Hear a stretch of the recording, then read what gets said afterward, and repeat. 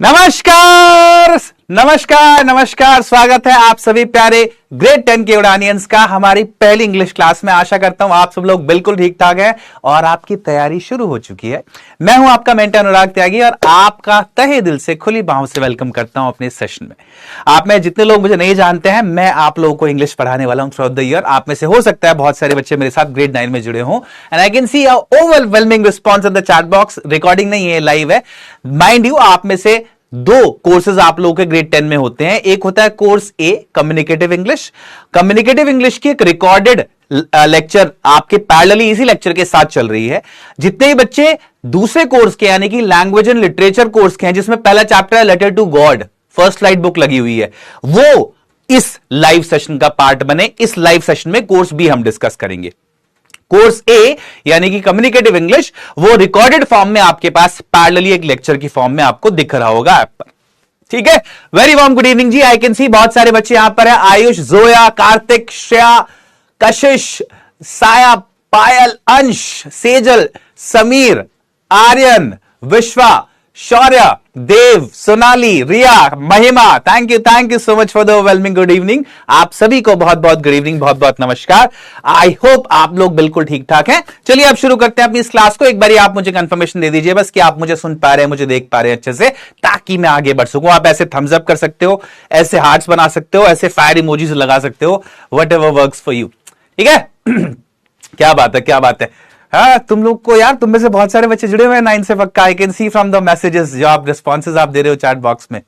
Riddles आ रही हैं अभी यार, रुको, चिंता ना करो, है ना, अभी सब आ जाएगा।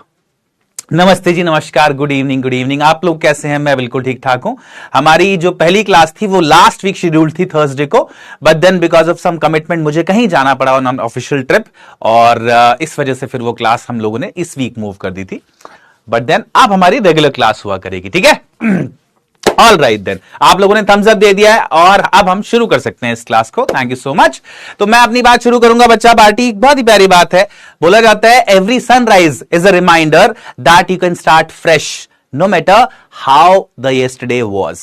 हर सूर्योदय, हर सनराइज इस बात का एक रिमाइंडर होता है, इस बात की आपको याद दिलाता है कि आप फिर से एक नई शुरुआत कर सकते हैं। जैसे हर रोज एक नया दिन शुरू होता है ना, ऐसी हर रोज जो सूर्योदय होता है, हर रोज जब नया दिन शुरू होता है, वो आपको याद दिलाता है कि आप फिर से शुरुआत कर सकते हैं एक, चाहे कल कैसा भी रहा हो। ठीक है, तो आपकी जो भी जर्नी रही हो 9 तक की, उसकी चिंता ना करें। आज डे 1 है हमारा इंग्लिश का, आज हम फ्रेश स्टार्ट करेंगे। साथ साथ मुझे बात याद आती है लाओजू, जो कि चाइनीज फिलोसोफर रहे हैं, उन्होंने भी बड़ी प्यारी बात बोली है। उन्होंने बोला है the journey of 1000 miles begins with a single step. हजारों मीलों की जर्नी एक छोटे से कदम से शुरू होती है, एक छोटे से बस कदम से शुरुआत होती है उसकी। तो आज हम लोग अपना पहला कदम रखेंगे, बड़े पॉजिटिवली, बड़े होपफुली उसको रखेंगे, और आप लोगों को थ्रू आउट द ईयर बड़ी मेहनत के साथ मैं तराशने वाला हूं। अच्छे से आपकी इंग्लिश पे हम काम करने वाले हैं। बाकी बातें हम करेंगे खूब सारी, but before we move ahead, हम चलिए खेलते हैं एक गेम। क्यों? क्योंकि बड़े स्ट्रांगली मैं मानता हूं कि हमारा जो भी पर्पस रहे, हम जो भी गेम गोल अचीव करना चाहें, वो हमेशा in a fun way and engaging way होना चाहिए। हंसी मजाक आनंद चलता रहना चाहिए पढ़ाई के साथ, है ना। मुझे नहीं लगता जिसने पढ़ाई इजाद करी होगी, जिसने एजुकेशन इजाद करी होगी, उसने कभी भी ये सोचा होगा कि यार ये बहुत बोरिंग और मोनोटोनस चले ऐसा तो नहीं रहा होगा पक्का, है ना। उसने ये सोचा होगा पॉसिबली कि जो भी हम करने वाले हैं वो आनंद के साथ, हंसी मजाक मौज के साथ चले, राइट। तो मेरी क्लासेस में, मेरे सेशंस में आप लोग एक कॉमन चीज हमेशा देखने वाले हो, वो क्या, कि हम लोग चाहे जो भी करें, चाहे जो भी टॉपिक हम लोग डिस्कस करने वाले हैं, आई वुड एम कि हम उसको एंजॉय करें, है ना। और अगर एंजॉय नहीं करें आप किसी चीज को, तो what's the purpose of it सोचो, आप कोई काम बहुत शिद्दत से कर रहे हो लेकिन बहुत ही सीरियसली घबरा के कर रहे हो कि पता नहीं कैसा होगा, तो there is no real use of something अगर आप उसको एंजॉय ना कर पाओ। ठीक है, तो चलिए स्टार्ट करते हैं। लेटर टू गॉड मैंने आज टॉपिक नहीं लिया, उसको हम नेक्स्ट क्लास में कर लेंगे, चिंता ना करो। आज की क्लास के लिए मैंने ये 2 टॉपिक्स लिए, पोएम के टॉपिक्स हैं, ताकि मैं आपसे डिस्कस भी कर सकूं, कुछ बातें भी आपसे कर सकूं। एक दोनों मजेदार टॉपिक है और थोड़ा टाइम मुझे चाहिए होगा ताकि मैं आपको एक सिलेबस का ओवरव्यू भी दे पाऊं स्टार्टिंग ऑफ द क्लास में, है ना। लेटर टू गॉड थोड़ा सा लेंदी है, इसलिए मैंने उसको दूसरी क्लास के लिए रख लिया है। ठीक है, I hope that's okay with you. ऐसा मेरे को पिनलाइज नहीं करना है इसके लिए प्लीज ठीक है, शुरू करें हम लोग फिर। Tuggu is very well, thank you. आप में से बहुत सारे बच्चे इसका मतलब ग्रेड 9 में मेरे साथ थे जो कि टुग्गू को जानते हैं। Tuggu is my 3 year old baby और वो अभी बिल्कुल ठीक ठाक चकाचक है। आपसे खूब सारी बातें होंगी उसके बारे में अभी आगे चल के। पर बिफोर आई मूव अहेड, मैं ये जानना चाहूंगा कि आप में से बहुत सारे बच्चे मुझे यहां पर दिख रहे हैं। मैं एक छोटा सा गेम कंडक्ट करता हूं। हमारी क्लास जनरली एक गेम के साथ ही शुरू होगी। मैं एक छोटा सा गेम कंडक्ट करने वाला हूं अभी, आपको बहुत मजा आने वाला है। उस गेम के बाद हम लोग और थोड़ा सा बातचीत करेंगे, ठीक है? शुरू करते हैं, चलिए। Here we begin. Here is the game for you। आप लोगों के लिए एक छोटा सा गेम है। गेम में क्या करना है, देखो ध्यान से देखना। चैट बॉक्स में मुझे आप लोगों से रिप्लाई चाहिए होंगे। Search for as many words as possible. अभी आपके सामने एक ऐसा वर्ड ग्रिड आएगा जिसमें बहुत सारे लेटर्स आपको दिखेंगे। आपको उन सारे लेटर्स में से कुछ वर्ड्स ढूंढने, कुछ वर्ड्स छिपे हुए हैं उनके अंदर। और उन सारे वर्ड्स का थीम क्या है? उन सब वर्ड्स का थीम है बच्चा पार्टी बिजनेस। वो सारे वर्ड्स बेस्ड हैं बिजनेस के ऊपर, ठीक है? बिजनेस समझते हैं आई होप आप लोग अच्छे से। तो बिजनेस के ऊपर वो सारे वर्ड्स बेस्ड है। करें स्टार्ट हम लोग? Right, here we begin. चलो शुरू करते हैं। ये रहा आप लोगों के सामने वो वर्ड ग्रिड। मुझे बताइए, आपको इनमें बहुत सारे लेटर्स दिख रहे हैं, लेकिन इनमें बिजनेस से जुड़े हुए बहुत सारे वर्ड्स हैं। बता सकते हैं तो बताओ। इसके अंदर से ढूंढ के बताओ, अपनी तरफ से नहीं बताने भाई। मुझे पता है तुम लोग बहुत शातिर हो, बट इसके अंदर जो वर्ड छुपे हुए हैं वो बताओ पहले। तुम लोगों ने पहले तुक्का लगाना शुरू कर दिया, बिजनेस से जुड़े हुए सारे वर्ड्स बता दिए, है ना? इसके अंदर देख के बताओ यार, कम ऑन, फटाफट से बताओ। चलो चलो चलो चलो चलो चलो चलो।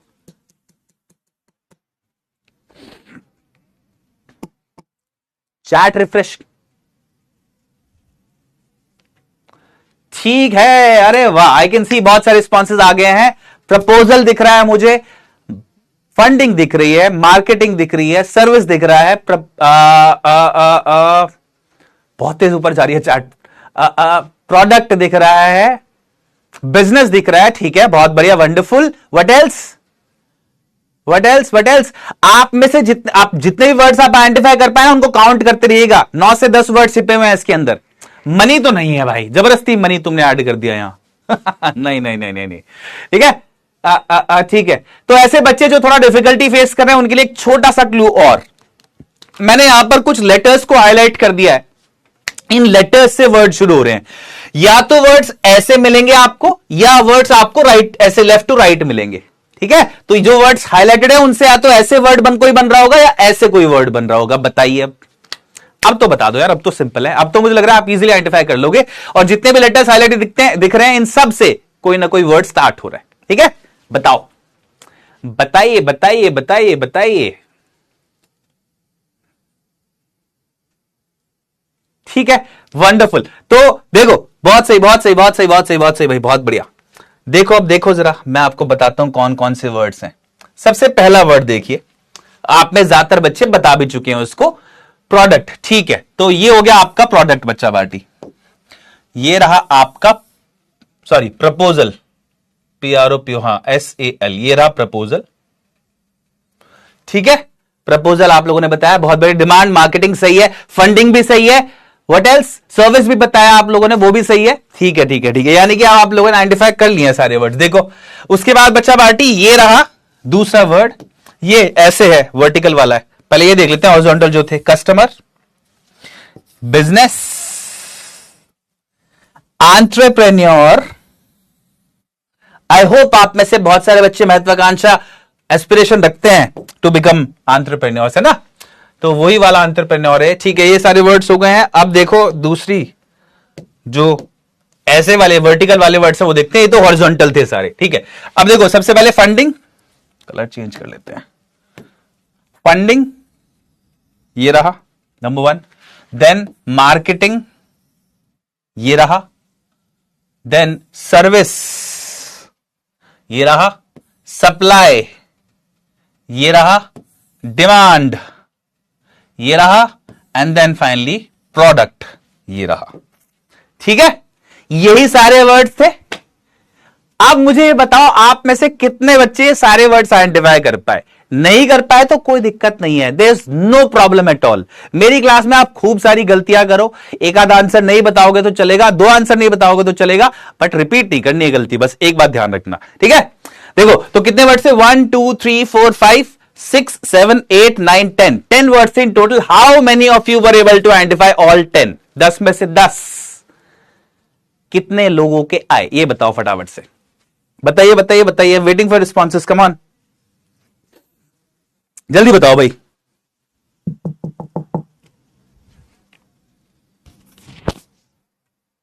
चार्ट, ठीक है। आइडेंटिफाई ऑल, बहुत बढ़िया, 9 कर पाए आप में से, ठीक है। ज्यादातर बच्चे से बोल रहे हैं मैं 9 कर पाया, ठीक है, वंडरफुल। तो एक वर्ड है यहां पर एंटरप्रेन्योर, इसका मीनिंग हम लोगों को पहले बताना है। एंटरप्रेन्योर क्या होता है भाई?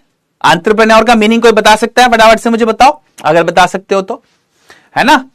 एंटरप्रेन्योर नहीं पढ़ते हैं इसको, एंटरप्रेन्योर पढ़ते हैं, ठीक है। 10 में से 10, क्या बात है। तो शाबाशी जिन लोगों ने 10 में से 10 आइडेंटिफाई किए, जिन लोगों के कम है उसमें से 9 या 8 की आइडेंटिफाई, वो भी बढ़िया है। जिन लोगों ने 7, 6, 5 आइडेंटिफाई किए, you need to work a little harder, और जो इससे कम है उनको थोड़ी सी मेहनत करनी पड़ेगी। बहुत ही बेसिक सी चीज थी, बट इट्स ओके, कोई दिक्कत नहीं है। एंटरप्रेन्योर कोई बोल रहा है बिजनेसमैन, सेल्फ बिजनेसमैन, ठीक है।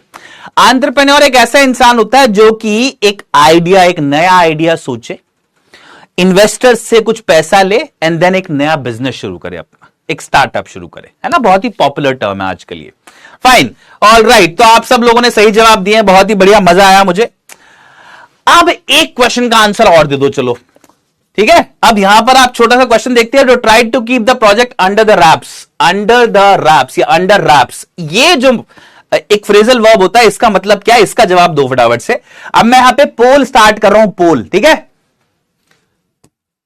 बताइए जरा, आपकी स्क्रीन पे अब पोल आ रहा होगा। आई एम अज्यूमिंग कि आप लोगों को पोल क्या होता है पता है ना। तो आप लोगों को ये सेंटेंस पढ़ के इस एक्सप्रेशन का मतलब बताना है। They tried to keep the project under wraps, उन्होंने प्रोजेक्ट को अंडर रैप्स रखने की कोशिश करी। क्या मतलब है उसका? Keep a secret, finish quickly, exaggerate something, reveal a plan. बताइए, आपकी स्क्रीन पे जो एबीसीडी आ रहा है उसको टैप करिए और जवाब दीजिए। Let's see how many if you get the responses right.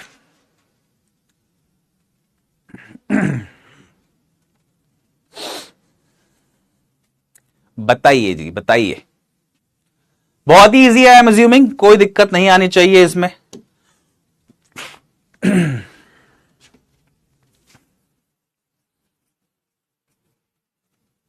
Okay, correct answer है बच्चा party option A, keep a secret. 80% of you got it right. वाह यार, 81% in fact I would say got it right. Next, when it started raining they decided to call it a day. To call it a day, ये जो expression है इसका मतलब क्या है? Sentence समझिए ध्यान से। जब बारिश होनी शुरू हुई तो उन्होंने डिसाइड किया let's call it a day. क्या मतलब है to call it a day का? अब हो सकता है ये एक्सप्रेशन जो मैं आपसे पूछ रहा हूं आपने कभी ना पढ़े उससे पहले, घबराइए नहीं, नो प्रॉब्लम एट ऑल। अगर आप इनका आंसर गलत भी दे दे तो भी कोई दिक्कत नहीं है। इनको कराने का गोल ये है कि जब आप इनको एक बार कर लेंगे, अभी जवाब आप सही है गलत जो भी दे देंगे, उसके बाद आप जब इनको बाद में कभी देखेंगे एक्सप्रेशंस को तो आपको मतलब याद रहेगा, है ना। और ये एक्सप्रेशन हेल्प करेंगे, आपकी वोकैबुलरी को बिल्टअप करेंगे। आप लिखेंगे अगर कहीं को इनको तो यूजफुल रहेगा वो, ठीक है। ठीक है, ठीक है, ठीक है, ठीक है, ठीक है, ठीक है, ठीक है, ठीक है, ओके, करेक्ट। तो करेक्ट आंसर क्या है बच्चा party? To call it a day का। ये वाला स्किल कहां पर काम आता है? तो जब आप अनसीन पैसेजेस करते हो ना, अभी बताऊंगा अनसीन पैसेजेस वगैरह या आपके सिलेबस में क्या क्या पोर्शंस हैं, एक बारी ब्रीफ आइडिया दूंगा उसका। बट आपके सिलेबस में जो भी पोर्शन है उसमें एक मेजर चंक होता है अनसीन पैसेजेस, रीडिंग कॉम्प्रिहेंशन जिसको आप बोलते हो, है ना। पहले क्वेश्चन 1 और 2 आपके एग्जाम में जो आते हैं, वो क्वेश्चंस में यूजफुल स्किल है कि आप सेंटेंस पढ़ के एक ऐसे एक्सप्रेशन का या वर्ड का मीनिंग का अंदाजा लगा सके जिसका आपको मीनिंग ना पता हो, ठीक है। तो ध्यान से करिएगा इन क्वेश्चंस को, ये अक्सर हमारी क्लास का पार्ट रहेंगे। And the work for the day, option C is the correct answer folks. बहुत बढ़िया, to call it a day. अच्छा, कुछ बच्चों की गलती है बट नो वरीज, कोई बात नहीं। चलिए अब चलते हैं आगे, मूविंग ऑन टू हमारा जो मेन टॉपिक है उसका, आज की क्लास का। और उससे पहले कुछ एक ब्रीफ आइडिया आपको देना, तो let's see who leads the chart. Aditya Chauhan, Vinay Kubba and billionaire mindset Khojendra. क्या बात है भाई, वाह। टॉप 3 है Akash Sahu, Yash Yadav, Sakshi, Shaurya Kumar, Pranav, Arnav Sharma and Riddhu SSJ। Well done. Top 10 ये रहे भाई, जो टॉप 10 में है उनको शाबाशी, जो नहीं आ पाए इट्स ओके, परेशान नहीं होइएगा, कोई दिक्कत वाली बात नहीं है, कोशिश करते रहिए। अब बात करता हूं बच्चा party of a very basic question कि हम लोगों को इंग्लिश क्यों सीखनी है। सबसे बेसिक सा सवाल है कि इंग्लिश या कोई भी लैंग्वेज फॉर दैट मैटर क्यों सीखनी चाहिए, क्या जरूरत है हमें। तो आपका जो भी रीजन रहा हो अभी तक सीखने का, but imagine a world for a second, एक सेकेंड के लिए ऐसी दुनिया इमेजिन करिए, या अपने आप को एक ऐसे सिचुएशन में इमेजिन करिए जहां पर आपको सब कुछ आता हो लेकिन आप उसको एक्सप्रेस ना कर पाओ, आप उसको बता ना पाओ। What a shame it would be ना, कितनी दुखदाई सी सिचुएशन होगी वो, है ना। तो ताकि आप अपनी बात जाहिर कर सको, एक्सप्रेस कर सको, अपने इमोशंस को किसी को बता सको, है ना, इसलिए भाषा की जरूरत होती है। और आपको रिमाइंड कराना चाहता हूं, जेके रॉलिंग जिन्होंने हैरी पॉटर लिखी है ना सीरीज, वो जो ऑथर है उन्होंने बड़ी अच्छी बात बोली है कि उन्होंने बोला है, words in my not so humble opinion are N inexhaustible source of magic. उन्होंने बोला है कि शब्द जो होते हैं ना, वो एक ऐसा सोर्स ऑफ मैजिक होते हैं, जादू का जरिया होते हैं जो कि कभी खत्म नहीं होता। मतलब ठीक है, क्यों बोला ऐसा उन्होंने। और ये जो मैजिक है बेसिकली, ये जो शब्द के अंदर एक ताकत होती है ना, मैजिक होता है बेसिकली, वो जो जादू है वो हम इंग्लिश में सीखेंगे इन क्लासेस में जो हम करने वाले हैं। कौन सा जादू? तो आप लोगों को पता है इंसान के बनाए हुए सबसे पावरफुल वेपन्स क्या है? हम लोगों ने सबसे ताकतवर वेपन्स जो बनाए, पता है क्या है वो कोई एटम बॉम्ब नहीं है, बल्कि ये शब्द ही हैं, वर्ड्स ही हैं। क्यों बोल रहा हूं ऐसा मैं पता है? क्योंकि ये शब्द ही हैं जिनके थ्रू हम किसी से ही बोल सकते हैं कि हम उनसे बहुत लगाव रखते हैं, या किसी को ऐसी चोट पहुंचा सकते हैं कि वो जिंदगी भर हमारा दुश्मन बना रहे। ये ही शब्द है जिनकी वजह से दो देशों के बीच में लड़ाई हो सकती है बहुत तगड़ी, है ना, विश्व युद्ध तक की बात आ सकती है। ये वो शब्द ही हैं जिनके अंदर ये ताकत होती है। अगर इनको इफेक्टिवली यूज करना सीख गए आप, तो आपकी जिंदगी का एक बहुत ही बड़ा जो प्रॉब्लम है वो सॉल्व हो जाएगा। आप में से जितने ही बच्चे ऐसे हैं जो अभी अपने आप को अच्छे से एक्सप्रेस कर पाते हैं, बहुत बढ़िया, वेल डन, उस पे और काम करिए। लेकिन मेजॉरिटी बच्चे ऐसे हैं आप में से, और अगर ऐसे हैं तो एक बारी मुझे ऐसे हाथ दिखाइएगा, है ना, चैट बॉक्स में, जिनको लगता है कि यार मुझको आता तो बहुत कुछ है लेकिन मैं आंसर से नहीं लिख पाता, मैं स्टेज पे कभी जाता हूं तो अपने मन की बात एक्सप्रेस नहीं कर पाता। जितने ही बच्चे ऐसे हैं वो एक बहुत ही मेजर प्रॉब्लम से जूझ रहे होंगे अभी। वो यही प्रॉब्लम है एक्सप्रेशन की। तो इंग्लिश की जो भाषा है ना, वो एक्सप्रेशन की। एक्सप्रेशन मतलब आप जब अपनी भाव को, अपने इमोशंस को, अपने अंदर छिपे हुए जो स्किल्स हैं, जो बातचीत आपके मन में आपने सीखी हुई है बहुत सारी चीजें, उनको एक्सप्रेस करने के लिए जाते हो तो आप एक्सप्रेस नहीं कर पाते अगर, तो ये एक्सप्रेशन का प्रॉब्लम है दोस्त। वो एक्सप्रेशन पे हम काम करेंगे अच्छे से, ठीक है, ठीक है, ठीक है, ठीक है। थम्स अप, बहुत सारे बच्चों ने हाथ उठाया, ठीक है। तो आई कैन सी बहुत सारे बच्चे उस एक्सप्रेशन से जूझ रहे हैं, but will work on it. Believe me, by the end of the year आपको लगेगा कि यार इंग्लिश तो एक ऐसा सब्जेक्ट है जो मेरी स्ट्रेंथ है, ताकत है। अगर आप भी आज जूझ रहे हैं आप, कोई बात नहीं, विल वर्क ऑन इट, अच्छे से काम करेंगे, बस ध्यान रखना ये बात, ठीक है। खूब मेहनत करेंगे, खूब, और वो जो जादू है ना शब्दों का, उसको करना सीखेंगे हम। वो आपको मैं करना सिखाने वाला हूं, ठीक है। मैं एंजॉय करता हूं उसको, मेरा पैशन है वो। Okay, moving on. चलिए एक छोटी सी स्टडी आपको कोट करता हूं हार्वर्ड की। A Harvard study found that 80% of the success and achievements in one's life are determined by communication and only 20% by hard skills. आप जितने भी टेक्निकल सब्जेक्ट्स पढ़ते हैं, बहुत अच्छी बात उनको पढ़िए। हो सकता है आप आगे चल के इंजीनियर बनना चाहें, डॉक्टर बनना चाहें, बहुत सारी चीजें और आपके दिमाग में होंगी, बट इन सब चीजों से हटके एक चीज जो इंपॉर्टेंट होती है वो होती है कम्युनिकेशन। आपके जीवन में जो 80% सक्सेस आएगी ना, या 80% सक्सेस आपको मिलेगी, वो आपकी कम्युनिकेशन की वजह से होगी, आपकी बोलचाल, आपके एक्सप्रेशन की वजह से होगी। अगर आप बेहद इंटेलिजेंट है अपने सब्जेक्ट्स में, लेकिन आप उस बात को लिखना, जाहिर करना नहीं जानते, तो बहुत बड़ी प्रॉब्लम आप फेस कर रहे होंगे। शायद अभी तक आप इस प्रॉब्लम से जूझ भी रहे हो। आपको एग्जाम के लिए आप तैयारी अच्छे से कर लेते हो, लेकिन एग्जाम में आंसर सही से नहीं लिख पाते, है ना। तो अगर ये प्रॉब्लम है बच्चा पार्टी, तो कोई चिंता वाली बात नहीं है, विल वर्क ऑन इट। और ध्यान रखना, बेहद इंपॉर्टेंट है कम्युनिकेशन। एक बार आपको बेसिक एग्जाम पैटर्न से एक्वेंट कर देता हूं। ग्रेड 9 में भी आप ये पढ़ के आए हो, हालांकि इस साल ग्रेड 9 का पैटर्न बदल गया, बट अभी तक यही था। तो क्या पैटर्न आपका रहने वाला है एग्जाम में? रीडिंग स्किल्स 20 मार्क्स के आपके रहने वाले हैं बच्चा पार्टी। 2 पैसेजेस आते हैं आपके, अनसीन पैसेज आपके। Then writing skills and grammar, ये 10+10 10 मार्क्स के आपके राइटिंग स्किल्स के 2 टॉपिक्स हैं। क्या क्या? एक लेटर राइटिंग है, फॉर्मल लेटर, और दूसरा है पैराग्राफ, एनालिटिकल पैराग्राफ, ठीक है, 5-5 मार्क्स के। देन ग्रामर के टोटल 10 क्वेश्चंस आपको करने होते हैं।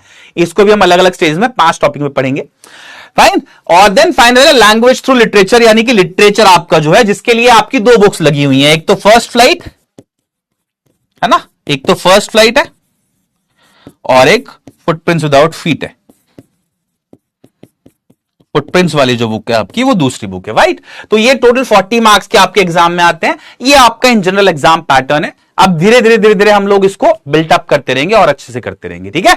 मुझे इंग्लिश सीखना, चिंता ना करो दोस्त, बने रहना बस लगातार। फाइन, तो हम लोग इन सब चीजों को अच्छे से कर पाए, आपका इंग्लिश में एक स्ट्रांग होल्ड कर पाए, उसके लिए मुझे आप लोगों से एक प्रॉमिस चाहिए। बस क्या प्रॉमिस चाहिए? एक डील करते हैं। चलिए, क्या डील है? लिखना और उसको एक पीस ऑफ पेपर पे, ठीक है, एक पीस ऑफ पेपर पे इसको लिखना, क्योंकि जब आप कोई चीज लिख लेते हो ना, तो आपका जो हैंड और आपका दिमाग जो है ना, वो साथ में काम करते हैं, एक तरह से कोऑर्डिनेशन बनता है एक अलग। क्या लिखना है आप लोगों को? लिखना है आई will never give up on my self, और मैं आपको अश्योर करता हूं that I will never give up on you. आप लोगों को खुद पे गिव अप नहीं करना है, मतलब अगर कुछ भी काम आता है उस पर मेहनत करनी है, लगे रहना है, छोड़ना नहीं है बीच में। बस एक ये चाहिए मुझे promise, and write it down on a piece of paper कि I will never give up on myself. हाँ, and this is a deal from my side, मेरी तरफ से डील है आपको, ठीक है। हैंडशेक करते हैं इस बात पे हम। You don't give up on your self, I will never give up on you. आप लोगों के ऊपर गिव अप कभी नहीं करूंगा। अच्छे से आप लोग मेहनत करके 100 on 100 स्कोर करेंगे एग्जाम में, अगर आप जान लगा दें, अपनी मेहनत कर लें पूरी, ठीक है। पॉसिबल इंग्लिश में भी। ओके, चलिए then move ahead, beginning with the very first topic. अच्छा, एक छोटी सी चीज मिस हो गई, वो क्या कि आप लोग कैसे पढ़ सकते हैं इंग्लिश, या इन जनरल कोई भी सब्जेक्ट आई वुड से। तो इंग्लिश को एक आप हार्ड मुश्किल सब्जेक्ट की तरह ना देखें, इवन दो आप में से बहुत सारे बच्चे ऐसे हो सकते हैं जिनको लगे यार इंग्लिश तो मैं कैसे पढ़ूंगा, मुझे समझ नहीं आती है। तो कोई परेशानी वाली बात नहीं है। आज आपको मैं कुछ पोम्स पढ़ाने वाला हूं जिससे आपको समझ में आ जाएगा कि इंग्लिश तो एक ऐसा सब्जेक्ट है जो कि आपको आनंद देगा, मजाक हंसी मजाक के तरीके से हम उसको पढ़ लेंगे और मजा आएगा आपको। और मुझे दिख रहा है आप में से बहुत सारे बच्चों ने प्रॉमिस कर दिया है ऐसे, क्या बात है, वाह, है ना। आई नीड दैट प्रॉमिस, ध्यान रखना, नेवर गिव अप, हार नहीं माननी है बिल्कुल भी, और मैं फिर गिव अप नहीं करूंगा, आप लोगों को बिल्कुल गिव अप नहीं करने दूंगा, ध्यान रखना। ओके, सबसे पहली चीज क्या करनी है बच्चा पार्टी आप लोगों को? तो you have to begin with take regular classes. सबसे पहली चीज, मुझे लगता है सारे टीचर्स ने आपको बोला भी होगा ये, आप लोग ना अगर 10th में आए हो अभी, तो कमर कस के इस बात में बैठना चाहिए आपको। 12th में डे 1 से आप लोग को ये करना चाहिए कि आप क्लासेस कोई भी ना छोड़ो। रोज की जो 2 क्लासेस हैं या जो भी आपका शेड्यूल आता है आपके पास, उन दोनों क्लासेस को अच्छे से लो। उन क्लासेस से जितने भी नोट्स बनते हैं वो नोट्स भी आप बना लो। किसी सब्जेक्ट में कम होंगे, किसी में ज्यादा होंगे, वो नोट्स भी बना लो आप शॉर्ट में, बिल्कुल पूरा ऐसा नहीं कि जब भी टीचर ने बोला हर चीज लिखनी है, नहीं, उसमें जो भी काम की बात आपको लोगों शॉर्ट में लिख लो ताकि आप बाद में उसको रिवाइज कर सको, ठीक है। नेक्स्ट है बच्चा पार्टी, आपने क्लासेस अच्छे से कर ली, आपने नोट साथ साथ बना लिए उसके। अब उसके बाद क्या है, क्लास के बाद आपको डीएचए की फॉर्म में होमवर्क मिलेगा, वो आप कर लीजिए, ठीक है, फाइन। उसके बाद एक बारी अगले दिन या उस दिन रात को, ये एक टॉपर का माइंडसेट आपको मैं बता रहा हूं, बहुत सारे टॉपर्स से अभी हम मिले रिसेंट में, थ्रू आउट द इयर्स में मिलते रहे हैं, उन सब ने एक टेक्निक फॉलो करी है, क्या कि वो पूरे दिन में जो भी पढ़ते हैं एक बारी या तो उसको उसी रात या अगली सुबह अर्ली मॉर्निंग रिवाइज कर लेते हैं एक बारी, एंड दैट्स इट। एक बारी आप इतना काम कर ले, आपके दिमाग में छप जाएगा जो भी आप पढ़ोगे वो अच्छे से, ठीक है, ये करना है। एंड देन जो भी रेगुलर टेस्ट आपके हो सकता है हर संडे या हर दूसरे हफ्ते, हर दूसरे संडे आपका कोई ना कोई टेस्ट हो, वो टेस्ट आप अच्छे से दें, बस दैट्स इट। इससे ज्यादा कुछ नहीं चाहिए, सिर्फ इतना काम आप अक्टूबर तक कर लें, आपको रिविजन के टाइम में आपके जो आखिरी 3-4 महीने रहने वाले हैं बोर्ड्स तक, कोई दिक्कत ही नहीं आएगी, मतलब आप कॉन्फिडेंट महसूस करेंगे, है ना। मैं एक टॉपर से बात कर रहा था, मैंने उससे पूछा कि भाई तुम कितने परसेंटेज लेके आए, तो ही सेड कि 98-99 कुछ परसेंट या 100% वाले भी बहुत सारे बच्चे थे यार वंस। तो बहुत सारे बच्चों से बातचीत हुई, बट एक बच्चे से जिसके 99.8 या 6% ऐसी कुछ मार्क्स थे, उससे मैं बात करा था। इट डज नॉट मैटर कि 99% वाला ही सबसे अच्छा है, व्हाट रियली मैटर्स इज किसने एफर्ट डाला है अच्छे से। अगर एक ऐसा बच्चा जो कि 60% का लायक था लेकिन उसने 80% स्कोर करा है, अपने वेट से ऊपर उठ के पंच करा है, अपनी पोटेंशियल से ऊपर अचीव करा है, तो मेरे लिए वो भी टॉपर है। What I wanted to know is कि क्या ये वो एक्सपेक्ट करा था बच्चा, मार्क्स उसके 99% मार्क्स है, मैंने कहा तुम एक्सपेक्ट करे थे एग्जाम देने से पहले, तो उसने कहा सर 96% तो मैं एक्सपेक्ट कर रहा था। अगर जैसे उसने बोला ना, मेरे दिमाग में क्लिक हुआ है कि तैयारी करी मतलब तुमने अच्छे से। अगर आप एग्जाम देने जा रहे हो ना, तो एग्जाम वाले दिन नहीं आते आपके मार्क्स तो ये जो आप शुरुआत करते हो अभी से लेके आखिरी तक, वो बेसिकली मैटर करते हैं, ठीक है, वो डिसाइड करते हैं। एक एक दिन की जो तैयारी है ना, ये आपके मार्क्स के फॉर्म में कन्वर्ट होती है फिर आखिरी में जाके। ओके, चलिए now we begin with the very first form जिसका नाम है डस्ट ऑफ स्नो। अब आप आराम से बैठिए। मुझे बात याद आती है अपनी एक मेंटर, अपनी एक कलीग की, जिन्होंने बड़े अच्छे से मुझे एक बार ये बताया था कि लिटरेचर की इंपॉर्टेंस क्या होती है। उन्होंने बोला था कि देखो कई बार क्या होता है ना, जब आप कुछ कहानियां पढ़ रहे होते हो, हम सब की दुनिया में कहानियों की बड़ी इंपॉर्टेंस है। आपको किसी मूवी से बहुत ज्यादा इन्फ्लुएंस्ड है, किसी इंसान से बहुत ज्यादा इन्फ्लुएंस्ड है, ऑल ऑफ अस, ऐसा बोला जाता है अ स्टोरी, हम सब कहानियां ही तो हैं at the end of the day. Ensure कि आपका जीवन जब आप जी लो अच्छे से तो it turns out to be a good story, एक अच्छी स्टोरी बने। और इन्हीं स्टोरीज में से कुछ थॉट्स, कुछ ख्याल जो होते हैं हमारे मन के अंदर, वो ऐसे बस जाते हैं। कई बार हो सकता है कोई आपसे कोई बात बताए, आप कहीं कोई किताब में कोई बात पढ़ो या कुछ और आइडिया आप किसी का सुनो और आपको वो ऐसे हिट करे, एकदम से आपकी जिंदगी बदल जाए। अ सिंगल आइडिया और a thought can transform your life. कई बार आपका मतलब जो पूरा ख्याल आता है ना सोचने का, आप जिस तरीके से सोचते हो चीजों को, वो कई बार बदल जाता है सिर्फ एक छोटे से ख्याल की वजह से, राइट। तो यही पावर होती है लिटरेचर की। और जो हम कहानियां पोम्स पढ़ेंगे ना अभी, उनमें भर भर के देखेंगे आप इस बात को। उनमें हो सकता है कि कब आप लोग ऐसी चीज से, ऐसे ख्याल से टकरा जाएं कि आपका सोचने का नजरिया बदल जाए जीवन को। चलिए, beginning with the very first poem which is dust of snow. Robert Frost साहब ने पोएम लिखी है। रॉबर्ट फ्रॉस्ट एक बहुत ही मशहूर पोएट रहे। एक तो जब भी मैं कोई टॉपिक स्टार्ट करूं, बैठिएगा आराम से, रिलैक्स करिएगा and look it from the point of view जैसे आप एक मूवी देखने के लिए जाते हैं। जैसे एक मूवी देखने के लिए आप you sit back and relax ना, ऐसे बैठ के आराम से देखना है और चिल पिल करना है, ध्यान से सुनिएगा बस, ठीक है। देखो, रॉबर्ट फ्रॉस्ट साहब वो पोएट है जो कि बहुत ही मशहूर, बहुत ही पॉपुलर पोएट ऑलरेडी हैं। आप लोग ग्रेड 9 में इनकी कई सारी पोएम पढ़ के आए हो, पहले भी हो सकता है आपने कई सारी पढ़ी हो ना। वो पढ़ा होगा, two roads diverge in a would and sorry I could not travel both, वो वाली पोएम है ना। बोलते हैं एंड में वो, and ages and edges hence I will be telling this with a Sai that I took the one less travelled bye and that has made all the difference, है ना। Two roads diverge in a would आपने सुनी होगी, बहुत popular poem है। दूसरी poem जो एक और आपने सुनी होगी इनकी, वो miles to go before I sleep वाली सुनी होगी ना, कि the woods are lovely dark and deep but I have promises to keep, miles to go before I sleep, miles to go before I sleep, है ना। बड़ी बहुत ही अच्छी अच्छी पोम्स, पॉपुलर पोम्स इनकी हैं। और उसी कलेक्शन में से एक और नया पोम है डस्ट ऑफ स्नो, जो कि बहुत ही छोटे से एक आइडिया पे बेस्ड है। क्या आइडिया है?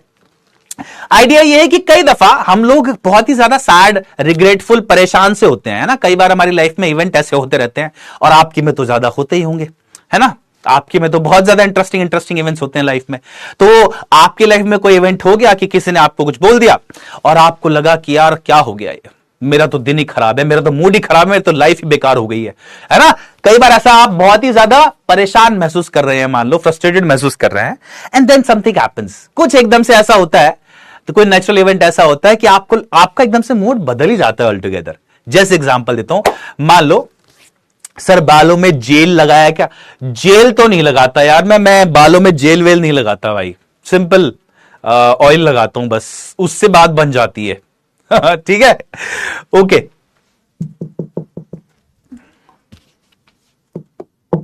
यार रेगुलरली रहो यार इसको, चैट को देखने के लिए प्लीज। ओके, तो हाँ, I was telling you about an incident कि भाई आपका मूड बहुत ज्यादा खराब है मान लो, और कुछ होता है कई बार, जैसे आप लोग मुझे बताइएगा क्या ऐसा होता है। मान लीजिए आप का दिन खराब है, आप लिफ्ट में गए, एकदम से आपका एक पुराना दोस्त आपसे टकरा गया, दोस्त या जानकार कोई हो सकता है, कोई एल्डर हो, कोई और हो, और आप उनको देख के एकदम खुश, बातें शुरू हो गई, बहुत देर तक बातें बनाते रहे आप लोग, इतनी बातें कि आपको मजा ही आ गया कि लगा यार वाह यार क्या बातें हुई आज, ऐसा कुछ। या तो वो कई बार क्या होता है कि आप लोग कहीं घूम रहे हो और ऐसी मूड है थोड़ा खराब सा, एकदम से बारिश हो गई, है ना। बारिश में ऐसा लगता है कि क्या आनंद आ गया यार, वाह मजा ही आ गया, है ना। या कई बार क्या होता है, आप ऐसी कहीं जा रहे हो, एकदम से ऑल ऑफ अ सडन आप मुड़े और एक छोटा सा इन्फेंट, एक बिल्कुल छोटू सा बच्चा आपको देख के ऐसे हंस रहा है, हेलो ऐसा कर रहा है ना। ऑल ऑफ अ सडन आपकी जो भी फ्रस्ट्रेशन थी, जो भी नाखुशी थी, वो सब एकदम चली जाती है ना। तो पोएम इसी इवेंट के ऊपर, इसी बात के ऊपर, इसी थीम के ऊपर बेस्ड है। थीम क्या है इस पोएम का, कि कई बार नेचर में कुछ बहुत ही छोटे छोटे इवेंट्स होते हैं, but they have a very big impact on you, लेकिन उनका आपके ऊपर एक बहुत ही बड़ा इंपैक्ट होता है, आपको बदल देते हैं एकदम से, वो आपका मूड जो है उसको बदल देते हैं इन अ वे। ठीक है, कोई बोल रहा है सर मूड बहुत खराब है, चलो मूड अच्छा करते हैं तुम्हारा, राइट। तो एक छोटी सी पोएम है जो कि डिटेल करती है प्रेजेंट एक लैंडस्केप की, मतलब आपको एक इमेज दिखाती है।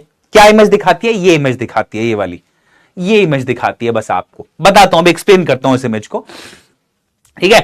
And focus on transformative power of nature. Nature के अंदर ट्रांसफॉर्मेटिव पावर होती है, बदलने की ताकत होती है आपको। कैसे? देखिए, the poem shows that even a small ordinary movement can bring a positive change in life. एक छोटा सा ऑर्डिनरी मूवमेंट हमारी लाइफ में कुछ भी बड़ा चेंज ला सकती है। और सबसे इंपॉर्टेंट बात ये this means Joy can come from unexpected places. हम लोग अक्सर इमेजिन करते हैं कि हमारी खुशी यहां से आएगी या हमारी खुशी वहां से आएगी, एंड खुशी is not the name of a girl by the way.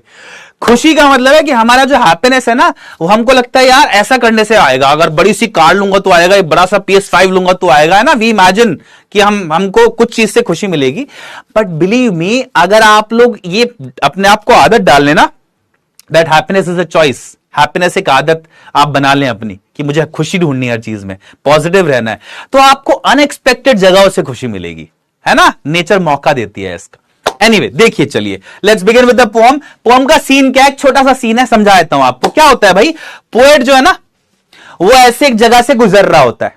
समझा देता हूं, पोएट एक ऐसी जगह से गुजर रहा होता है, जिस जगह से वो गुजर रहा होता है वहां पर एक हैमलॉक ट्री होता है। हैमलॉक ट्री जैसा आप इस इमेज में देख रहे हो ऐसा होता है। एक हैमलॉक ट्री क्या होता है भाई, एक ऐसा पॉइजनस, जहरीला पेड़ होता है जिसमें जो फ्लावर्स हैं वो व्हाइट कलर के होते हैं, ठीक है।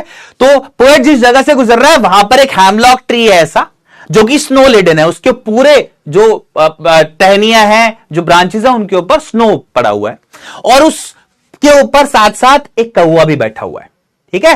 अब होता क्या है, जब पोएट इसके नीचे से गुजर रहा है ना, तो एकदम से ये जो क्रो है ये हिलता है, जो उसके ऊपर बैठा हुआ है वो एक बारी को हिलता है या उड़ने की कोशिश करता है, ऐसा मान लो। अब जैसे ये बर्ड ऐसा करता है, एकदम से कुछ स्नो पार्टिकल्स जो कि यहां पड़े हुए थे वो पोएट के ऊपर गिर जाते हैं। वो पोएट जिसका मूड अभी तक बहुत ज्यादा खराब था, अब एकदम से वो चेयरफुल हो जाता है, उसका मूड खुशनुमा हो जाता है। बस इतनी ही है पोएम, ठीक है। देखो देखो एक बारी पोएम पढ़ लेते हैं, चलिए देखो ध्यान से देखो एक बारी। देखो कुछ ही डिफिकल्ट वर्ड्स है वो मैं आपको बता देता हूं, बाकी तो आपको चिंता करने की जरूरत है ही नहीं। The way a crow shook down on me, the dust of snow from a hemlock tree has given my heart a change of mood and saved some part of a day I had rued। क्या मतलब है, देखो ध्यान से देखो। The way a crow shook, शुक का ये शुक जो वर्ड है बच्चे एक पास्ट फॉर्म है इस वर्ड की, शेक, ठीक है। On me the dust of snow, dust मतलब simply particles of snow, snow के particles from a hemlock tree has given my heart a change of mood and saved some part of a day I had rued। rued मतलब क्या होता है भाई, held in regret, या simply आप regret भी मान लो। इफ यू रू समथिंग, अगर आप किसी चीज को रू करें इसका मतलब आप उसको रिग्रेट कर रहे हैं। जैसे आपने दिन में क्या हुआ है, आपने दिन में कहीं किसी को कुछ बोल दिया and you are regretting it, तो आप बोलेंगे आई रू what I said to that person. मैंने जो उस इंसान से बोला उसको मैं रू कर रहा हूं। रू मतलब रिग्रेट करना, सैड होना किसी बात पे, या किसी चीज के लिए ये सोचना कि यार ये नहीं करता तो बेहतर होता। समझ में आई बात। अब एक बारी मतलब देख लो। The way a crow shook down on me the dust of snow from a hemlock tree, जिस तरीके से क्रो ने शेक डाउन किया, शेक डाउन मतलब हिलाना, शेक डाउन किया मेरे ऊपर डस्ट ऑफ स्नो को फ्रॉम एक हैमलॉक ट्री के ऊपर से, has given my heart a change of mood, उसकी वजह से मेरे हार्ट का चेंज हो गया है मूड, हार्ट का चेंज मूड हो गया है, मतलब मेरा पूरा ही ऑल टुगेदर मूड चेंज हो गया है।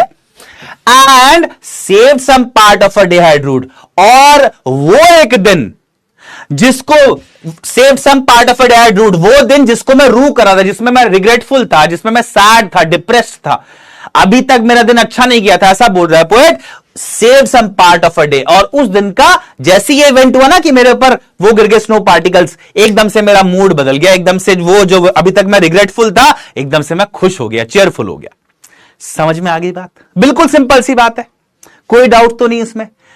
इतनी सी पोएम है ये। अब इसका क्या मतलब है ये समझ में आया आप लोगों को। इसके अंदर लेकिन 3 सिंबल्स हैं, वो समझने जरूरी है। सिंबल मतलब क्या होता है भाई, कई बार पोएट जो बोलता है ना उसके पीछे हुए एक छिपा हुआ एक लार्जर मतलब होता है, एक छुपी हुई बात होती है कुछ, वो सिंबल होता है। जैसे एक ट्रेन के आगे अगर कोई बच्चा दौड़ रहा है एक लाल झंडा लेके, वो जो लाल कपड़ा है वो किसी चीज का सिंबल है। किस चीज का सिंबल है वो बताओ जल्दी से, ये तो बता ही दोगे तुम लोग। बताओ बताओ बताओ बताओ जल्दी से बताओ, है ना। अगर ट्रेन के सामने एक बच्चा लाल सा कपड़ा लेके दौड़ रहा है एक झंडे पे, तो किस चीज का सिंबल है वो सिंबल है बच्चा पार्टी, सिंपली डेंजर का, खतरे का सिंबल है वो, है ना। ऐसे ही कोई अगर दो पार्टीज युद्ध कर रही हैं, वॉर कर रहे हैं आपस में, 2 सोल्जर्स, और एक ने सफेद झंडा ऊपर कर दिया, व्हाइट कलर का कपड़ा दिखा दिया, देन वो किस चीज का सिंबल है, वो सिंबल है पीस का, शांति का, कि भाई हम सरेंडर कर रहे हैं, हम शांति चाहते हैं, है ना। तो कई बार सिंबल का अर्थ समझ गए आप, जहां पर भी कोई भी एक वर्ड या कोई और चीज एक लार्जर मीनिंग, छिपा हुआ मीनिंग कन्वे करने के लिए यूज की जाती है तो बोलते हैं सिंबल। पोम में जब भी ऐसा होता है कि कोई शब्द छिपे हुए मतलब को दिखाने की कोशिश करे तो उसको सिंबोलिज्म बोला जाता है वहां पर। ठीक है, अब यहां पर कौन कौन से सिंबल्स है एक बार ध्यान से देखिएगा। 3 वर्ड्स यहां बड़े स्ट्रॉन्ग सिंबल है। कौन कौन से? सबसे पहला क्रो, दूसरा हैमलॉक ट्री और तीसरा स्नो। ये तीनों सिंबल्स हैं। कैसे? देखो ध्यान से देखो, एक सेकंड के लिए मैं चार्ट बंद कर रहा हूं आप लोगों की ताकि आप लोग फोकस कर सको। यहां ध्यान से देखना एक बारी, ताकि मैं एक्सप्लेनेशन कर दूं खत्म, उसके बाद फिर हम डिस्कस करेंगे। अब यहां पर आप देखो क्रो और हैमलॉक ट्री, ये दोनों सिंबल हैं नेगेटिव थोड़े से। नेगेटिव क्यों बोला मैंने इनको? क्रो की जो आवाज है वो बहुत ही हार्श सी आवाज होती है। क्रो एक खूबसूरत बर्ड भी जनरली माना जाता है, जैसे कुकू, नाइटिंगेल, है ना, ऐसे कोई बर्ड हो तो वो तो बड़े खूबसूरत माने जाते हैं। लेकिन क्रो जो है ना जनरली एक बहुत ही खूबसूरत बर्ड भी नहीं माना जाता। उसकी जो आवाज है वो भी बड़ी हार्श होती है ना। अगर उसको कोई गाते हुए सुन ले तो थोड़ी दिक्कत भी हो जाती है। इन अ वे उसको थोड़ा नेगेटिव तरीके से देखते हैं हम, कुछ खास शुभ भी नहीं मानते हम उसको। सिमिलरली हैमलॉक ट्री जो है वो एक पॉइजनस पेड़ होता है, जानलेवा है अगर किसी ने इसका पत्ता खा लिया या फूल इसका बाई चांस चबा लिया तो। ठीक है, तो ये दोनों ही नेगेटिव कॉनोटेशन रखते हैं, नेगेटिव मीनिंग से एसोसिएट कर सकते हो आप इसको। ठीक है, तो ये दोनों नेगेटिव वर्ड्स हैं, एक तरह से आप ये मान सकते हो। नेगेटिव इल ओमन, अशुभ चीज से, इनऑस्पिशियस एक तरह से आप इनको मान सकते हैं। इनऑस्पिशियस मतलब अनलकी। क्रो को भी और हैमलॉक ट्री को भी, ये दोनों थोड़े नेगेटिविटी के सिंबल हैं। वेयरएज यहां पर एक और है स्नो। स्नो क्या है? एक पॉजिटिव सिंबल है जो कि healing nature, healing power of nature को दिखाता है। ये पॉजिटिव सिंबल है। स्नो के गिरने की वजह से मूड बदल गया एकदम से, तो नेचर की हीलिंग पावर को दिखा रहा है। छिपा हुआ अर्थ क्या है उसका कि नेचर जो है ना वो एक तरह से पॉजिटिविटी ला सकती है। ये एक तरह से वो कन्वे कर रहा है, सिंबल है इस बात का, है ना। तो यहां पर आप 3 वर्ड देखते हो, क्रो, हैमलॉक ट्री और स्नो, जो कि सिंबल है किसी चीज के। क्या क्या? ये क्रो और हैमलॉक ट्री पॉजिटिविटी, नेगेटिविटी के सिंबल है, थोड़े से नेगेटिव बात के, अशुभ चीजों के सिंबल है, अशुभ संकेत कन्वे कर रहे हैं। जबकि स्नो नेचर की पॉजिटिविटी को कन्वे कर रहा है, इसलिए एक पॉजिटिव सिंबल है। अब इन तीनों के थ्रू एंड ओवरऑल इस पोएम के थ्रू कुछ मैसेज कन्वे करना चाहा है पोएट ने। क्या आप लोग बताएंगे? वो बताइए, क्या सीखे आप इस पोएम से? बताइए, फटाफट से बताइए। हाँ, बैड ओमन मतलब अशुभ, कोई चीज अशुभ संकेत, है ना। क्या मैसेज मिलता है? आप लोग फटाफट से बता दीजिए मुझे। ये कौन सा चैप्टर है?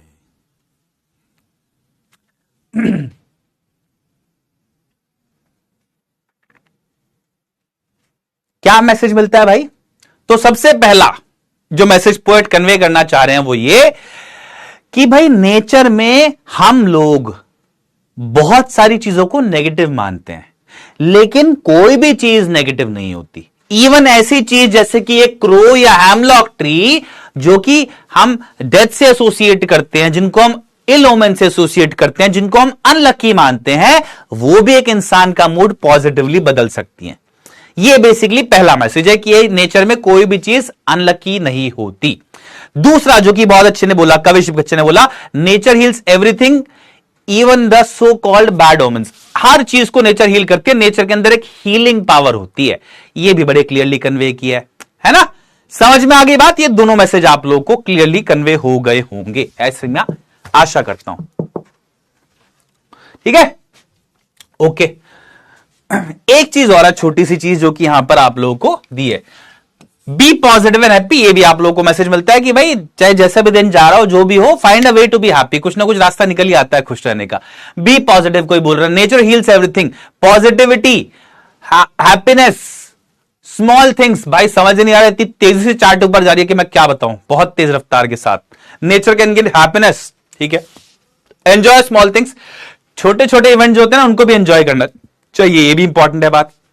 Nothing in nature is inauspicious. Inauspicious मतलब unlucky.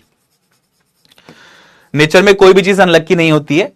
Even things we associate with bad omen have the power to impact someone positively. ये मैं आपको बता चुका हूं ऑलरेडी, ठीक है। तो सिंपल सी बात क्या है, पोएम क्या कन्वे करती है, इसका थीम क्या है, सिंपली ये कि नेचर में कई बार छोटे छोटे इवेंट्स भी ऐसे होते हैं जो कि आपका पॉजिटिवली आउटलुक बदल सकते हैं, आपका नजरिया बदल सकते हैं, आपको खुश कर सकते हैं। ठीक है, कुछ क्वेश्चंस करें, चलो अब इनके ऊपर क्वेश्चंस करते हैं, बट उससे पहले राइम स्कीम देखते हैं। चलो, राइम स्कीम निकालना सबसे आसान काम है।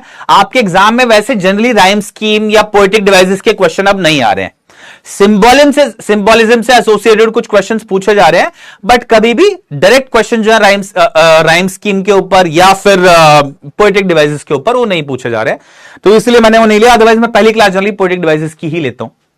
देखो, राइम स्कीम अगर फिर भी निकालनी है तो कैसे निकालोगे, आपको एग्जाम में हमेशा एक ऐसा एक्सट्रैक्ट दिया गया होगा, पोएम के ऊपर भी पूछेगा तो आपको वो 4-5 लाइनें एक्सटेंजा देगा पोएम का एग्जामिनर, जिससे आपको राइम स्कीम पूछी जाएगी। तो राइम स्कीम निकालनी कैसी है, आखिरी वर्ड को देखो, हमेशा उसका क्या साउंड है वो देखो। जैसे यहां पर the way a crow, crow का जो आवाज है मैं उसके लिए ए मान लेता हूं एक सेकंड के लिए, कि इसका जो साउंड है वो ए, एक सेकंड के लिए अज्यूम किया मैंने। अब देखो मी, क्या ये मी क्रो की तरह साउंड कर रहा है, नहीं, अलग साउंड कर रहा है, तो बी लिख लेता हूं यहां। ठीक है, अलग साउंड कर रहा है इसलिए बी लिख लिया। अब स्नो देखो, स्नो ये तो क्रो की तरह साउंड कर रहा है, तो जो क्रो के आगे ए लिखा था वही ए लिख लिया फिर से। सिमिलरली ट्री देखो, ट्री ये किसकी तरह साउंड कर रहा है, स्नो की तरह, क्रो की तरह नहीं कर रहा, बल्कि मी की तरह साउंड कर रहा है, उससे राइम कर रहा है, इसलिए बी। तो पोएम की राइम स्कीम क्या होगी बच्चा पार्टी, ये पोएम की राइम स्कीम हो गई। ठीक है, सिंपल इजी। आगे बात समझ में, बताओ फटाफट से, आगे ना बात समझ में भाई, come on, yes, Thums up, Thums up, Thums up, Thums up, बताइए जल्दी से बताइए। ठीक है, सिंपल, ऑल राइट देन, आगे चलिए, लेट्स हैव कुछ क्वेश्चंस करें अब हम लोग, कुछ एमसीक्यूज देने वाला हूं। आप लोग रेडी हो पोल के लिए, पोल के लिए रेडी हो, थम्स अप दो जल्दी से, रेडी हो पोल के लिए भाई, come on, ready ready ready ready ready,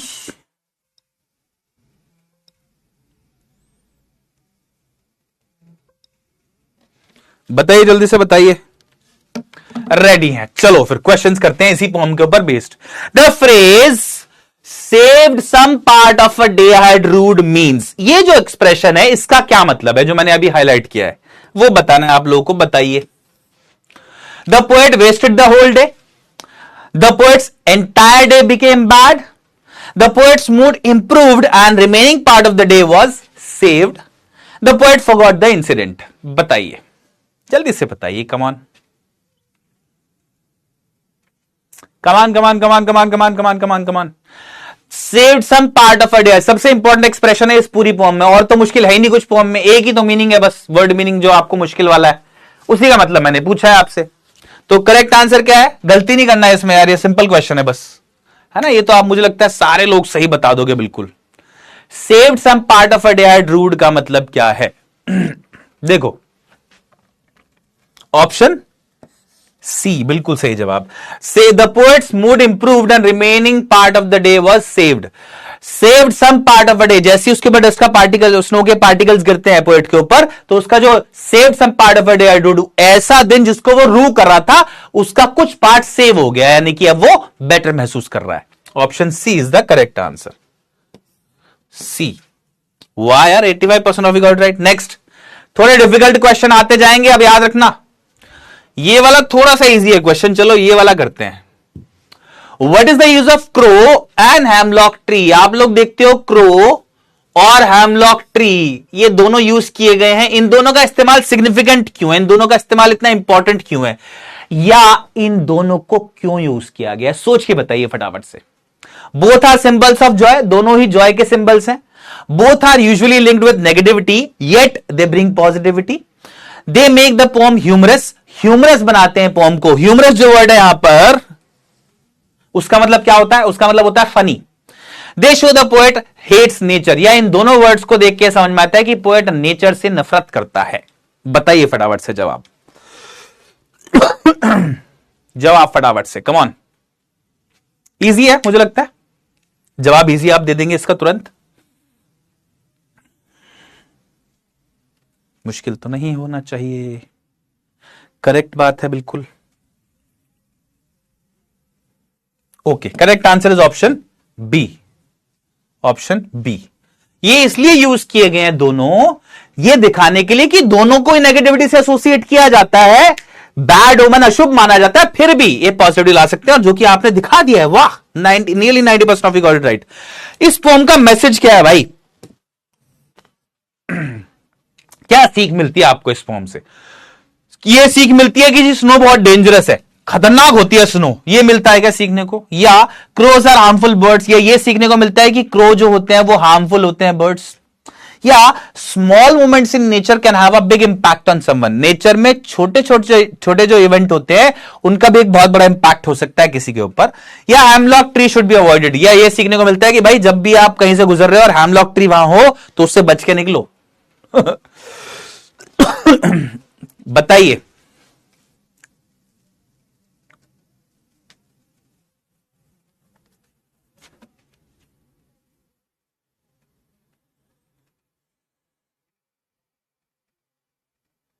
बताइए बताइए बताइए।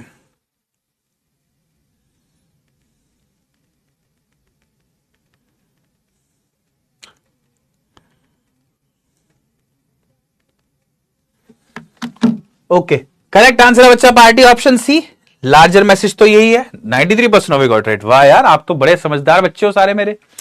Which of the following best describes the poems tone? अब एक थोड़ा सा ट्रिकी क्वेश्चन, और इसके बाद जो क्वेश्चन है वो जैकपॉट क्वेश्चन है, वो बहुत ही थोड़ा सा मुश्किल क्वेश्चन आप उसको मान सकते हैं। कॉम्पिटेंसी बेस्ड क्वेश्चन जो है ना, अब उनकी बारे में बात करूंगा आखिरी क्वेश्चन में। बट चलो ये बताओ पहले, इस पोम की टोन क्या है? टोन क्या है इस पोम की? आप पहले कर लो क्वेश्चन एक बार ट्राई, फिर मैं बताता हूं। चलो, क्या टोन लगती है आपको इस पोम की? बताइए एक बारी, बताइए बताइए बताइए।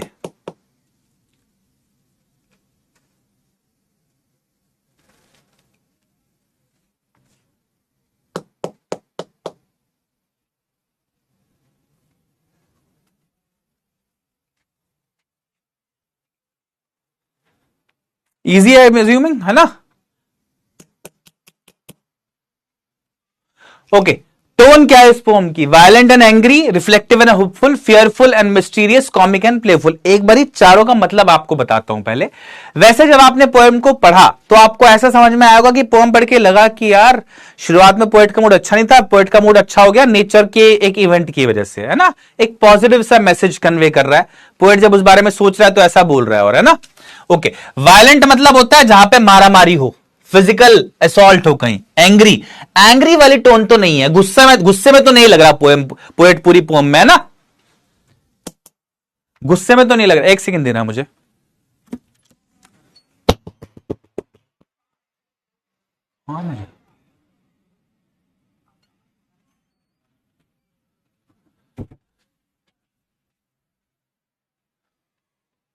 ओके, तो गुस्से में तो नहीं लग रहा, ये तो नहीं है। दूसरा देखो, रिफ्लेक्टिव एंड होपफुल। रिफ्लेक्टिव मतलब होता है जब आप किसी बारे में सोच रहे हो, रिफ्लेक्ट कर रहे हो। रिफ्लेक्ट करना मतलब जब आप किसी बारे में गहराई से सोच रहे हो, इन डेप्थ सोच रहे हो। जैसे तब सोचते हो जब कुछ हो जाता है। होपफुल यानी कि जब आप पॉजिटिव हो किसी चीज को लेके, होप हो, आपके मन में उम्मीद हो, ये हो सकता है आंसर, ठीक है? Fearful and mysterious. फियरफुल मतलब पोएट डरा हुआ है क्या पोएम में? कहीं भी नहीं, ऐसा तो नहीं लगता, तो इसकी वजह से कट कर दो ये वाला ऑप्शन। मिस्टीरियस मतलब होता है रहस्यमय, कुछ ऐसा हो जाए जिसको समझा ही ना पाओ आप, रहस्यमय हो जाए, हैरी पॉटर की मूवी टाइप कुछ हो जाए, है ना? ये भी नहीं है। कॉमिक एंड प्लेफुल, कॉमिक मतलब होता है फनी, प्लेफुल अगेन फनी, है ना? हंसी मजाक वाला टोन हो जाए, वो भी नहीं है, यानी कि करेक्ट आंसर हो गया बच्चा पार्टी ऑप्शन बी। वाह, nearly 71%, 72% of you got it right. लेकिन आई एम अज्यूमिंग कि जो अभी समझाया मैंने उसके बेसिस पे आप लोग आगे जब ऐसे क्वेश्चंस आएंगे टोन से जुड़े हुए, उनको सॉल्व कर पाओगे, है ना? टोन का मतलब क्या है कि पोम एक बार इमेजिन करो, पोम का थीम क्या है, एक बार पोम के बारे में सोचो, आपको समझ में आएगा कि टोन कैसी है। क्या पोएट उसमें हंसी मजाक में कुछ बोल रहा है, क्या उसमें डीपली किसी बारे में सोच रहा है फिर उसको खुश हो रहा है, क्या, है ना? तो पोएम में आपने देखा कि एक ने उसने किस्से को याद किया आपने कि यार ऐसा ऐसा हुआ था, एक बार पेड़ के नीचे से गुजर रहा था और मेरे पास स्नो गिर गई, उससे मेरा मूड अच्छा हो गया, है ना? तो रिफ्लेक्टिव एंड इसलिए होपफुल भी, पॉजिटिविटी है पोएम के एंड में, अच्छा मूड हो जाता है पोएट का। Last question for you guys, और ये वाला क्वेश्चन है भाई जैकपॉट क्वेश्चन। इसका जवाब जो सही दे देगा भाई मैं मान जाऊंगा उस बच्चे को, कमाल है, ठीक है? ट्राई करना एक बार सही देने की, कोई ऐसा चैलेंज नहीं है, बट हाँ है भी थोड़ा सा। Identify the option that does not use the word रू करेक्टली। ये है कॉम्पिटेंसी बेस्ड क्वेश्चन जो आपके आ रहे हैं ना आजकल एग्जाम में, उस तरह के कुछ। तो आप लोग को ऑलरेडी पता है रू का मतलब क्या है, मैं लिख देता हूं चलो यहां पर। रू का मतलब होता है रिग्रेट करना किसी चीज को, किसी चीज पे पछताना, कोई ऐसा एक्शन जो कि आपने कर दिया आप पछता रहे हो बाद में उसको, वो। पोल इशू नहीं है बच्चा पार्टी, अगर बाई चांस आपका पोल अभी नहीं चल रहा है किसी कारण से, एक बारी बाहर निकलो, वापस ज्वाइन करो क्लास को, मिल जाएगा फिर, ठीक है। आपको इन चारों में से वो ऑप्शन आइडेंटिफाई कर रहा है जो इस वर्ड को सही तरीके से इस्तेमाल ना करे, ठीक है। मैं आपको इसके लिए टाइम दे रहा हूं 30 सेकेंड्स का, करिए एक बारी। The film was a disaster and he rued his decision to act in it. Actor की बात हो रही है कि जो एक्टर ने एक फिल्म में काम किया वो बहुत ही डिजास्टर थी फिल्म, बेकार थी फिल्म बिल्कुल, और ही rued his decision to act in it. Actor ने उसमें एक्ट करने का जो डिसीजन था उसको रू किया। यहां तो सही तरीके से यूज हो रहा है रू, रिग्रेट किया उसने, ठीक है। I am sure she rude the day she listen to a fortune teller. अब कोई किसी के बारे में बोल रहा है कि मैं श्योर हूं वो उस दिन के ऊपर पछता रही होगी जिस दिन उसने एक फॉर्चून टेलर, एक भविष्य वक्ता है, ये जो वो लोग नहीं होते जो कि भविष्य बताते हैं, क्या बोलते हैं उनको, I am forgetting the word, astronomers वगैरह जो होते हैं, है ना, उसके लिए बोल रहा है कि भाई मैं श्योर हूं कि उसने जिस दिन एक फॉर्चून टेलर की बात सुनी उस दिन के ऊपर वो पछता रही होगी। ये भी बात सही लग रही है, रूट सही है यहां पर। दूसरा अगला देखो, it wasn't long before I rude my disobedience and my deceit. ज्यादा लंबा समय नहीं हुआ था जब मैं रू कर रहा था, रिग्रेट कर रहा था अपनी डिसओबीडियंस। डिसओबीडियंस मतलब किसी को जब आप ओबे नहीं करते, एंड माई डिसीट, डिसीट मतलब धोखा। ये भी लगभग सही लग रहा है यहां पर। आखिरी देख लो, अदर्स फाइनली रू the one who is dishonest and heartless. बाकी लोग फाइनली रू करते हैं, रिग्रेट करते हैं क्या? The one who is dishonest and heartless, एक ऐसा इंसान जो कि डिसऑनेस्ट और हार्टलेस हो उसको रू करते हैं। हेट यहां पर अप्रोप्रिएट वर्ड है, रिग्रेट तो यहां पर अप्रोप्रिएट वर्ड नहीं है, यानी कि करेक्ट आंसर हो गया बच्चा पार्टी ऑप्शन डी। मुझे लगा ही था इसमें फंसोगे तुम लोग, ठीक है, बहुत बढ़िया, बट नॉनदलेस नो प्रॉब्लम। अभी चाहिए क्यों? अभी नहीं, थोड़ी देर में आना please. Okay okay okay okay okay okay, alright then, ठीक है। अब ये वाले हमने कर लिया बच्चा पार्टी। ओके, तो लीडर बोर्ड देख लेते हैं एक बारी, चलो फटाफट से। Leaderboard is Sadanand leading the chart, then you have Viraj Kubba and then Ayush Kumar. Well done top 3 को भाई। Prashant Sharma, Shaurya Gola, Aradhya, Vedika Chauhan, Anoop Kumar, Vihaan Luvansky and Varun Gupta. Well done, top 10 को बधाई हो भाई। मैंने अब हर फॉर्म की ना समरी आपके लिए अटैच कर दी। एक बार इसके एनसीईआरटी क्वेश्चन देखते हैं, फिर मूव ऑन करते हैं नेक्स्ट फॉर्म पे फटाफट से। क्वेश्चन देखो सबसे पहले, बड़े इजी से क्वेश्चन है। What is the dust of snow? एक डस्ट ऑफ स्नो क्या होता है? तो जो particles, powdery particles of snow होते हैं जो कि पोएट के ऊपर गिर गए, they are dust of snow. So dust of snow is nothing but snowy particles of snow, उनको हम डस्ट ऑफ स्नो बोल रहे हैं। व्हाट डज द पोएट से it has changed his mood? किस चीज के लिए पोएट बोलता है कि मेरा मूड बदल गया उससे? तो पोएट बोलता है जब कुछ डस्ट ऑफ स्नो या स्नो के पार्टिकल्स उसके ऊपर गिर गए, when he was passing under a hemlock tree, तब उसका मूड बदल गया। ये आपका आंसर हो गया।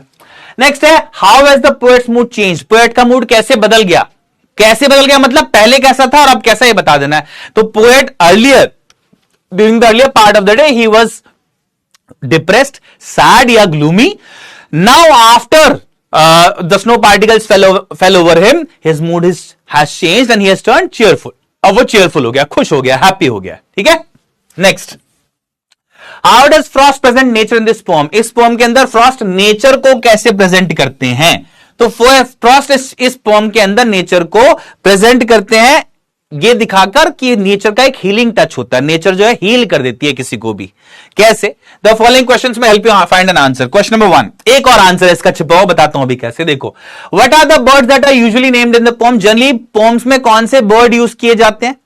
तो जनरली जब भी आपने पोएम देखी होगी अभी तक कोई, उसमें आप बर्ड देखोगे जैसे कि कुकू, नाइटिंगल, अच्छी है ना, नाइटिंगल की पोएम आपने विक्रम सेठ साहब की पढ़ी होगी, राइट। तो अच्छे अच्छे बर्ड जो दिखने में खूबसूरत हो या अच्छा गाते हो, उन वर्ड्स का यूजुअली इस्तेमाल होता है। Do you think crow is often mentioned in poems? क्या क्रो के बारे में मेंशन किया जाता है पोएम्स में? नहीं। What images come to your mind when you think of a crow? क्या इमेजेस आपके दिमाग में आती हैं जब आप एक क्रो के बारे में सोचते हैं? तो जो इमेजेस आपके दिमाग में आती हैं वो क्या आती है? नवे हार्श साउंड, थोड़ा सा खूबसूरत वर्ड भी नहीं होता है ना, तो अगली भी आप मान सकते हो इमेजेस आती हैं, राइट? ठीक है, दूसरा पार्ट देखो इसका, what is a hemlock tree? Hemlock पेड़ क्या होता है भाई? तो हैमलॉक ट्री एक पॉइजनस ट्री होता है। Okay, why doesn't the poet right about more beautiful tree such as maple और नो कर पाइन?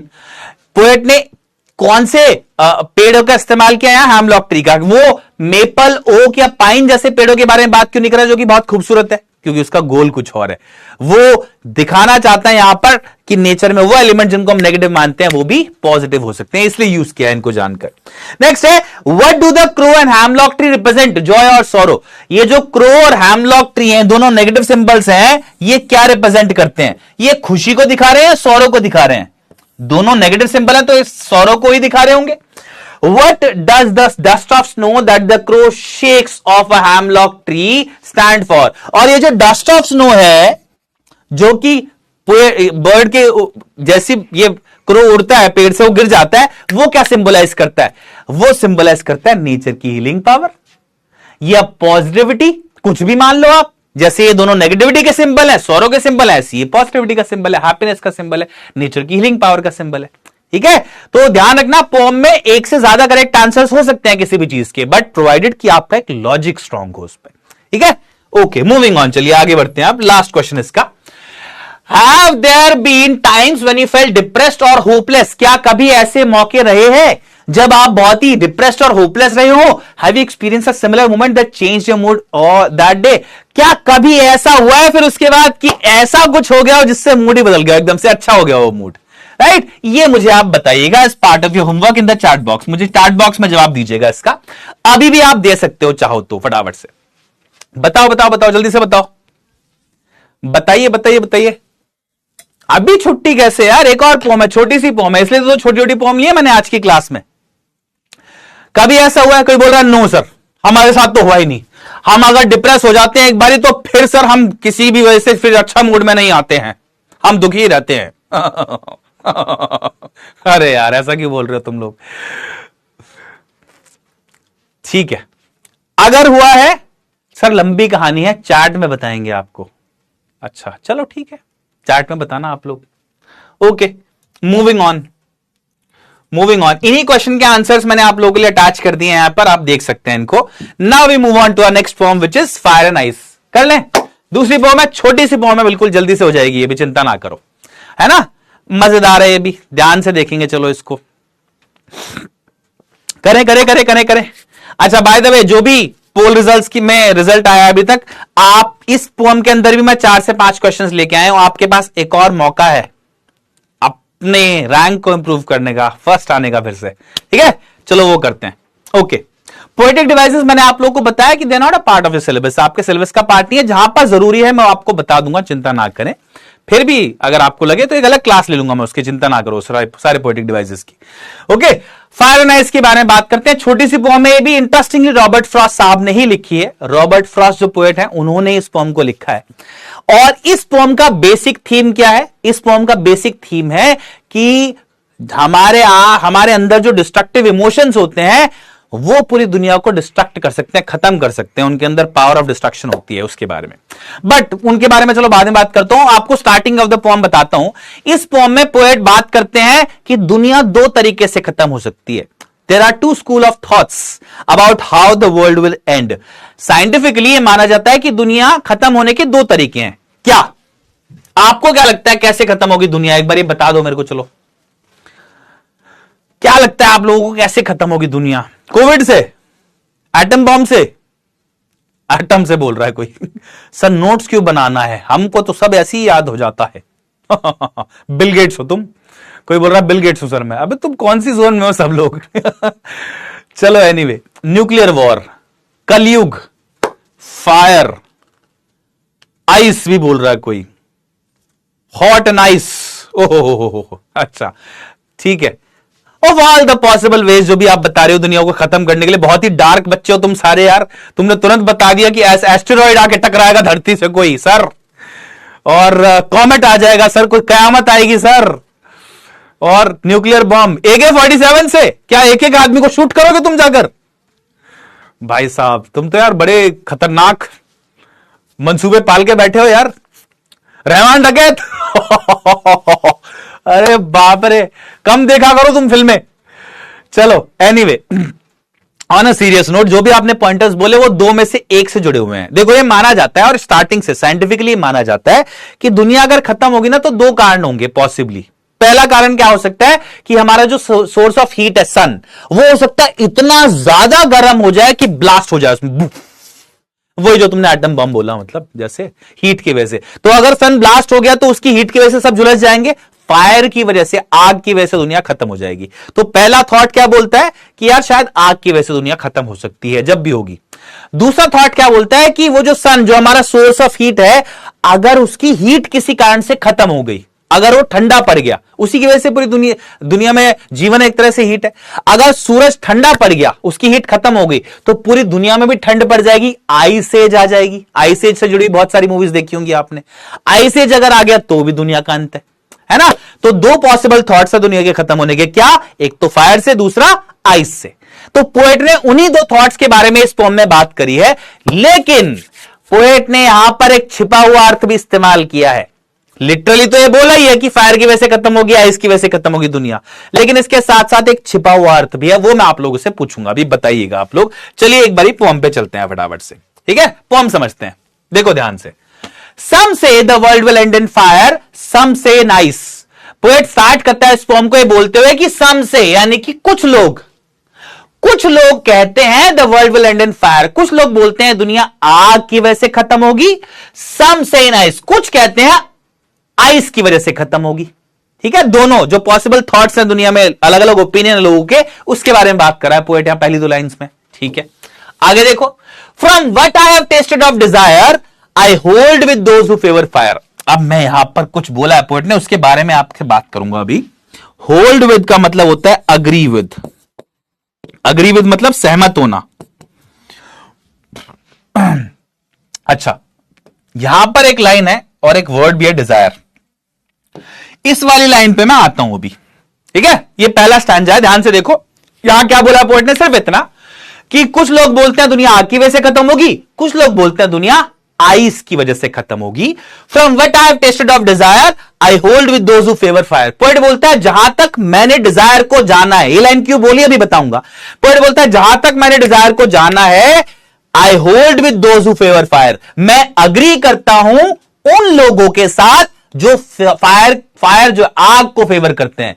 पोएट क्या बोल रहे हैं यानी कि इस स्टैंजा में कि देखो भाई, दो पॉसिबल थॉट्स हैं दुनिया के खत्म होने पे, एक तो फायर की वजह से, एक आइस की वजह से। कुछ लोग फायर बोलते हैं, कुछ लोग आइस बोलते हैं। मैं एग्री करता हूं उन लोगों के साथ जो फायर बोलते हैं। मुझे लगता है दुनिया फायर की वजह से खत्म होगी। ठीक है, ठीक है। अब आगे देखो। But if it had to parish twice, parish मतलब होता है बच्चे डिस्ट्रक्ट, डियर डिस्ट्रॉय, सिंपली खत्म होना। I think I know enough of hate to say that for destruction ice is also great and would suffice. Suffice मतलब to be sufficient या enough. देखो ध्यान से, अब ध्यान से देखना। अब दूसरे स्टैंजा में पोएट बोल रहा है but if it had to perish twice, ऐसा इमेजिन करो कि दुनिया दो बारी खत्म हो सकती। पोएट बोलता है प्राइमरी तो मुझे लगता है आग की वजह से खत्म होगी, बट एक सेकंड इमेजिन करो कि दुनिया दो बारी खत्म हो सकती है। अगर if it had to perish twice, अगर दुनिया दो बारी खत्म हो सकती, तो मुझे लगता है I think I know enough of hate. अब यहां पर भी एक है कुछ जिसके बारे में बात करनी है आपसे। I know enough of hate, इस लाइन पर वापस आऊंगा अभी, जैसे पिछले वाले स्टैंजा में एक लाइन छोड़ी थी, ऐसे यहां पर भी छोड़ रहा हूं एक सेकंड के लिए। I think I know enough of hate, poet बोलता है मैं हेट को अच्छे से जानता हूं to say that for destruction ice is also great, कि डिस्ट्रक्शन के लिए आइस भी काफी होगी। पोएट बोल रहा है कि अगर दुनिया दो बारी खत्म हो सकती ना, तो पहली बार तो वो फायर की वजह से खत्म होगी और दूसरी बार वो आइस की वजह से खत्म होगी। डिस्ट्रक्शन के लिए, बर्बादी के लिए आइस भी सफिशिएंट है, ग्रेट है, and it would suffice. Suffice मतलब किसी भी चीज के लिए सफाइस वर्ड जब यूज किया था हम बोलते हैं कि वो सफिशिएंट होगी, पर्याप्त होगी, यानी कि डिस्ट्रक्शन के लिए आइस भी सफिशिएंट होगी, पर्याप्त होगी, इनफ होगी, काफी होगी। अब दो स्टैंजा में पोएट ने सिंपली वही बात बोली जो हमने starting of the poem discuss करी थी कि भाई या तो फायर की वजह से, आइस की वजह से। पोएट प्राइमरीली बोल रहा है कि फायर की वजह से होगी, लेकिन फिर दूसरे स्टैंजा में यही बोल रहा है अगर दुनिया दो बार ही खत्म हो सकती तो आइस भी अपने आप में सफिशिएंट है दुनिया को खत्म करने के लिए। अब आते हैं उस हिडन मीनिंग पे जो पोएट ने यहां कन्वे करने की कोशिश करी है। बट पहले मैं आप लोगों से पूछता हूं, आप लोगों को क्या लगता है कि दुनिया आइस की वजह से खत्म होगी या फायर की वजह से? आप लोग बताओ, चलो जल्दी से बताओ। आई वन, अच्छा सबसे पहले मैंने कमेंट कर दिया जल्दी से बताओ फटाफट से, क्या लगता है आप लोगों को कि दुनिया आइस की वजह से खत्म होगी या फायर की वजह से? Think of it on a serious note. अभी मैं प्रूफ करूंगा आप लोगों को कि ये जो बात पोएट कर रहा है बहुत ही सीरियस बात कर रहा है वो। बोथ, कोई बोल रहा है सर दोनों की वजह से। मेरा तो मादरा उचिहा है प्लेयर, जिसकी वजह से, जिसका मतलब आग की वजह से खत्म होगी तो मैं हाशिरामा को ले आऊंगा, पर हाशिरामा का जिंदा होता तो हराया था मादरा को, है ना। एनीवे, तुम लोग ही नहीं हो बस नारुतो फैंस। Okay, both. काफी लोग बोल रहे हैं फायर, काफी लोग, कुछ लोग बोल रहे हैं, बहुत ही कम लोग बोल रहे हैं आइस, काफी लोग बोल रहे हैं बोथ। चलो एनीवे, अब बात करता हूं आपको एक छिपा हुआ मीनिंग जो पोएट ने कन्वे किया है। पोएट ने असल मायने में जो यहां फायर और आइस बोले हैं ना, जो दो वर्ड्स यूज किए हैं फायर और आइस, इनका एक छिपा हुआ अर्थ भी है। क्या? फायर का भी है और आइस का भी है। क्या? देखो ध्यान से देखो, वो इन्हीं लाइन से कन्वे होता है। देखो इन्हीं लाइन से पोएट बोल रहा है, ध्यान से देखना प्लीज। पहले ये समझ लो, सबसे इंपॉर्टेंट पार्ट है इस पोएम का, यही पूछा जाता है एग्जाम में भी, और आपको एक अलग सी चीज भी समझ में आएगी अगर आपने ये समझी तो। पोएट बोल रहा है some say the world will end in fire, some say in ice. कुछ लोग बोलते हैं दुनिया फायर से खत्म होगी, कुछ लोग बोलते हैं दुनिया आइस से खत्म होगी। From what I have tested of desire, जहां तक मैं डिजायर को जाना हूं, I hold with those who favour fire, मैं उनसे एग्री करता हूं जो फायर बोलते हैं। असल में पोएट जो डिजायर है ना, वो एक ह्यूमन इमोशन से रिलेट कर रहा है जो कि फायर इमोशंस है। जब भी पोएट फायर का, समझा रहा हूं अच्छे से, ध्यान से समझना पहले। फायर अगर पोएट ने बोला तो पोएट असल मायने में फायर की बात नहीं कर रहा है। पोएट यहां पर एक सिंबोलिज्म यूज करता है और फायर को एक सिंबल की तरह यूज करता है। किस चीज का सिंबल है फायर? हम ह्यूमंस के अंदर जो फायरी इंटेंस इमोशंस हैं, हम ह्यूमंस के अंदर इमोशंस होते हैं ना, तो हमारे जो फायरी इमोशंस हैं, जिसमें सबसे पहला एग्जांपल पोएट दे रहा है डिजायर का। पोएट बोल रहा है कि मुझे लगता है इंसान की जो डिजायर है ना, उसकी फायर की वजह से, उस डिजायर की वजह से दुनिया खत्म हो सकती है। क्या लगता है आपको जेन्युइनली ऐसा हो सकता है कि हमारा जो डिजायर है, हमारी जो इच्छा है पाने की, कि मेरे को मिल जाए, मेरे को मिल जाए, इसकी वजह से सब कुछ खत्म हो सकता है? हम सब लोग कुछ ना कुछ चेस करते रहते हैं ना, कई बार इतने अंधे हो जाते हैं चेस करने में, डिजायर में, कि यार हमको लगता है नहीं यार कुछ भी कर दूंगा मैं। पॉसिबल है ऐसा? अभी बात करेंगे, चलो पूछूंगा आपसे। अब दूसरी बात जो है यहां पर है बच्चा पार्टी, आइस। आइस का मतलब सिर्फ बर्फ नहीं है। आइस का यहां पर जो छुपा हुआ अर्थ है वो क्या है? हम ह्यूमंस के कुछ कोल्ड इमोशंस। कौन से कोल्ड इमोशंस? जिसमें सबसे प्राइम एग्जांपल दिया है पोएट ने हेट का, नफरत का। कोल्ड इमोशंस कैसे समझोगे आप? तो हम लोग, आपको पता है वार्म इमोशंस क्या होते हैं? प्यार की भावना, दोस्ती की भावना, सौहार्द की भावना, हार्मनी, ये सब वार्म इमोशंस माने जाते हैं। इनके विपरीत, इनके उल्टा कोल्ड इमोशंस क्या होंगे? नफरत की भावना, इग्नोर करना किसी को, किसी की तकलीफ ना समझना। कोई आपको बता रहा है कि यार मेरे को बहुत दर्द हो रहा है, आप बोलो अरे भाग यहां से। या इमेजिन करो कि बहुत ठंड हो रही है, आप अपनी गाड़ी में जा रहे हो और हीटर चला रखा है आपने, बाहर आप देखते हो कुछ बच्चे बैठे हुए हैं जिनके पास, बेचारे के पास कपड़े भी नहीं है, अकड़ ठंड में ठिठुर रहे हैं वो। आप उस रास्ते से गुजर रहे हो और वो आपकी तरफ देख रहे हैं, उनको देख के आपको ठंड लग रही है कि यार ये तो बहुत ठंड में ठिठुर रहे हैं, तो आपने उनको देखकर ऐसे अनदेखा कर दिया कि चलो यार अपने घर चलते हैं, ठंड बहुत हो गई है, आपने हीटर बढ़ा लिया अपना। ये जो हुआ है ना, ये जो इमोशन है बेसिकली आपने जो किया, वो इनसेंसिटिविटी है। इसको बोलते हैं इनसेंसिटिव होना, किसी दूसरे की तकलीफ को समझे ही ना आप। ये कोल्ड इमोशन है, ठीक है। तो कोल्ड इमोशन जो इस पोएम में आइस है, वो कोल्ड इमोशंस को रिप्रेजेंट कर रहा है, और जो फायर है वो फायरी इमोशंस को, जैसे कि डिजायर, इनको रिप्रेजेंट कर रहा है। और भी इमोशंस हैं ऐसे, क्या क्या इमोशंस है देखो ध्यान से। तो ये जो फायर है, फायर और जो आइस है रिस्पेक्टिवली, फायर रिप्रेजेंट कर रहा है फायरी इमोशंस को, फायरी या वायलेंट इमोशंस को, गुस्से वाले इमोशंस हैं जो थोड़े से, जिनमें सबसे पहले पोर्ट ने एग्जांपल दिया है डिजायर का। उनमें आप और भी इमोशंस कैसे मान सकते हैं, क्या, एंगर का, गुस्सा, ठीक है, वायलेंट इमोशन है, फायर से जुड़ा हुआ है वो। तो डिजायर, गुस्सा, क्रूएलिटी, क्रूएलिटी क्या होता है, क्रूरता।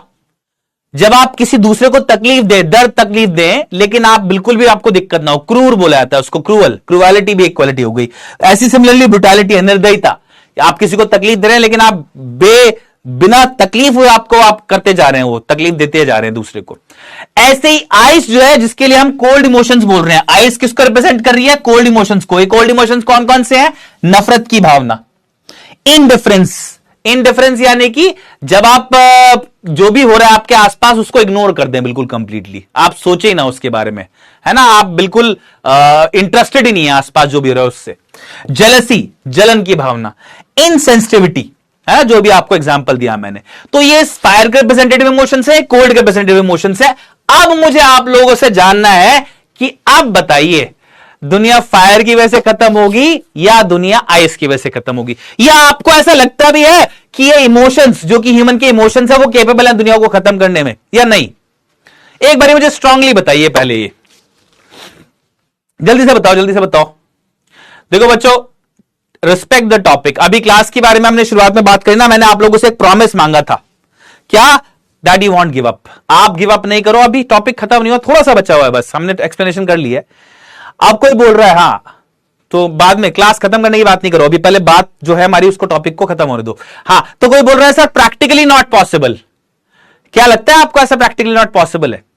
मुझे तो लगता है पॉसिबल है, देखो कैसे। आई फायरी इमोशंस है हमारे, डिजायर, एंगर।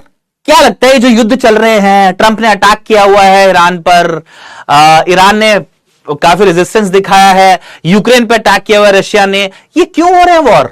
क्या लगता है आपको, क्या कोई वैलिड रीजन है कि डिजायर की वजह से तो हो रहे हैं, कि भाई ट्रंप की इच्छा है कि मैं ग्रीनलैंड को टेक ओवर कर लूं, अटैक कर दिया, अटैक करने की तैयारी कर रहा था, या उसकी इच्छा है कि मैं ईरान में जो ऑयल सप्लाईज हैं उनको कंट्रोल करूं, अपना डॉलर को मजबूत रखूं? ये डिजायर ही तो है, ये एक्सट्रीम डिजायर का ही तो एग्जाम्पल है। और क्या लगता है दुनिया खत्म नहीं हो सकती इसकी वजह से? एक न्यूक्लियर बॉम्ब बस गिरने की देरी है, अभी भी हम वर्ष पे खड़े हैं बिल्कुल वर्ल्ड वॉर की। एंगर की बात करूं, एंगर की वजह से दुनिया खत्म हो सकती है, लगता है? हाँ, बिल्कुल पॉसिबल है। पुतिन है, मान लो पुतिन को कुछ समय पहले तक बड़ा कॉर्नर किया हुआ था पूरी दुनिया ने, अब तो चलो यूएस भी वॉर में इन्वॉल्व है, लेकिन कुछ समय पहले तक बहुत सारे इकोनॉमिक सैंक्शंस लगा दिए थे, पैसे, फाइनेंशियल सैंक्शंस लगा दिए थे। सोचो पुतिन एक दिन ये सोचे, बहुत सारे वॉरहेड्स हैं रशिया के पास, न्यूक्लियर वॉरहेड्स, किस दिन पुतिन सोचे कि यार बहुत हो गया, बाहर में जाए पूरी दुनिया, वो न्यूक्लियर बटन उसको ऐसे यूं दबा दे एक बारी बस गुस्से में, क्या लगता है दुनिया खत्म नहीं होगी? कई बारी खत्म हो सकती है दुनिया, सिर्फ एक इमोशन की वजह से। आप इमोशंस को अंडर एस्टिमेट मत करना, ध्यान रखना इस बात को, हम इमोशंस को अंडर एस्टिमेट करते हैं। सिमिलरली आईसी इमोशन, जो कोल्ड इमोशंस है, उनके बारे में बात कर लेते हैं एक सेकंड के लिए। नफरत की भावना, नफरत की भावना जो होती है ना, उसकी वजह से लोग एक दूसरे को जान से मार देते हैं। क्या लगता है आपको, देशों में नहीं होती? बहुत ज्यादा एनिमिटी है इंडिया पाकिस्तान में, ऐसी बहुत ज्यादा एनिमिटी है मिडिल ईस्ट में, जो मुस्लिम नेशंस है उनके बीच में और जो इजराइल है उनके बीच में। तो ये जो नफरत की भावना है, इसकी वजह से तो सब कुछ ड्राइव ही हो रहा है पूरी दुनिया में एक तरह से। आप कैसे सोच सकते हो कि इनकी वजह से दुनिया खत्म नहीं होगी? पॉसिबल है, बिल्कुल खत्म हो जाए दुनिया। समझ में आई बात? आप अग्री करते हो कि नहीं करते? हो सकती है बिल्कुल। इनसेंसिटिविटी की भावना, ये आपको शायद कोविड के टाइम में समझ में आया हो। कोविड के टाइम में आपको समझ में आया कि यार मदद करनी चाहिए इंसान की। कई बार क्या था कि हमारे आस पड़ोस में, और बहुत टेस्टिंग टाइम था वो, आस पड़ोस के लोग जो थे वो कई गुजर गए बेचारे, लेकिन हाथ तक लगाने नहीं जा पाए लोग, है ना? तो वो इनसेंसिटिविटी की भावना या नफरत की भावना अगर बढ़ जाए बहुत ज्यादा दुनिया में, तो खत्म हो सकता है सब कुछ। फाइन, यही है पोम है बस। इस फॉर्म का मैसेज क्या है? इतना सही फॉर्म मैसेज है इस फॉर्म का, क्या कि भाई कुछ लोग दुनिया को आइस की वजह से, फायर की वजह से खत्म होना मानते हैं, कुछ लोग दुनिया को आइस की वजह से खत्म होना मानते हैं। अब मैं उस लाइन पे वापस आता हूं एक सेकंड के लिए। है ना। दोबारा देखते हैं एक बारी, पोम का मीनिंग बदल गया होगा आपके लिए। Some say the world will end in fire, some say in ice, ये बोला पोएट ने। फिर उसके बाद है from what I have tested of desire, जहां तक मैं डिजायर को जाना हूं, तो पोएट बोलता है जहां तक मैं इस इमोशन को जाना हूं जो कि मेरे लिए एक फायर इमोशन है, मुझे लगता है दुनिया फायर की वजह से खत्म होगी। दुनिया में सब एक दूसरे छीना झपटी में लगे हुए हैं, सब कुछ छीनना चाहते हैं, पाना चाहते हैं कुछ कुछ, और अंधे हो चुके हैं उसमें डिजायर की वजह से। ये एक फायर इमोशन बोला पोएट ने, मुझे लगता है दुनिया फायर की वजह से खत्म होगी, इस इमोशन की वजह से खत्म होगी। फिर पोएट बोलता है कि अगर दुनिया 2 बारी खत्म हो सकती तो मैंने नफरत की भावना को भी देखा है। नफरत की भावना ही बहुत तगड़ी होती है, वो भी बहुत डिस्ट्रक्टिव है, और उसको आइज से रिलेट किया है। और बोलता है कि अगर दुनिया, मैंने क्योंकि इमोशन हेट का भी देखा है दुनिया में बहुत, तो मुझे लगता है दुनिया उसकी वजह से भी खत्म हो सकती है, वो भी अपने आप में केपेबल है। ये मतलब है। तो आप इस पोम से क्या सीखे, ये आपसे सवाल है जी, बताइए। अब बड़ा सिंपल सा क्वेश्चन है, what have you learn from this pome, क्या मैसेज, क्या सीख लिया आपने इस पोम से। हम एंड ऑफ द क्लास पे हैं लगभग, मुझे बताइए बराबर से। इसके बाद कुछ एमसीक्यूज आप चाहे तो हम कर लेंगे, नहीं चाहेंगे तो हम उनको छोड़ देंगे। बताओ, जल्दी से बता दो।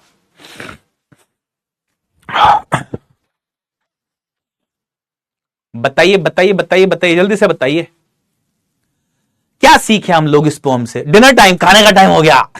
पीस, बहुत अच्छे। कंट्रोल योर इमोशंस, क्या खूब बात बोली आप लोगों ने। सबसे पहली चीज वो ये कि हम ह्यूमंस को अपने नेगेटिव इमोशन जो है ना, हमारे मन के अंदर बहुत सारे नेगेटिव इमोशंस भी है, पॉजिटिव इमोशंस भी हैं, फ्रेंडली इमोशंस भी हैं, प्यार की भावना भी है, उसको तो हमको सस्टेन करना चाहिए, उसको तो हमको बढ़ाना चाहिए। और जो हमारे मन के अंदर नेगेटिव इमोशंस हैं उनके ऊपर हमको काबू रखना चाहिए। पोएम में एक तरह से पोएट ने वार्निंग दी है। इस पोएम की जो टोन है वो कॉशन की है, वार्निंग की है, कि भाई अगर तुम अपने इमोशंस को खुला छोड़ दोगे ना, नेगेटिव इमोशंस को, दुनिया खत्म हो सकती है उसकी वजह से। राइट। तो सबसे पहली थॉट, सबसे पहली सीख क्या है, कंट्रोल योर नेगेटिव इमोशंस। अपने जो नेगेटिव इमोशंस है उन पे कंट्रोल रखे, do not let them loose, उनको खुलना ना छोड़े, उनके अंदर दुनिया को खत्म करने की ताकत है। 1। दूसरा, अपने पॉजिटिव इमोशंस को सस्टेन करें, अपने पॉजिटिव इमोशंस को जो है उनको संजो के रखें, उनको और बढ़ावा दें एक तरह से, तभी दुनिया में सौहार्द आएगा, तभी दुनिया में पॉजिटिविटी आएगी। ठीक है, यही सीख है भाई।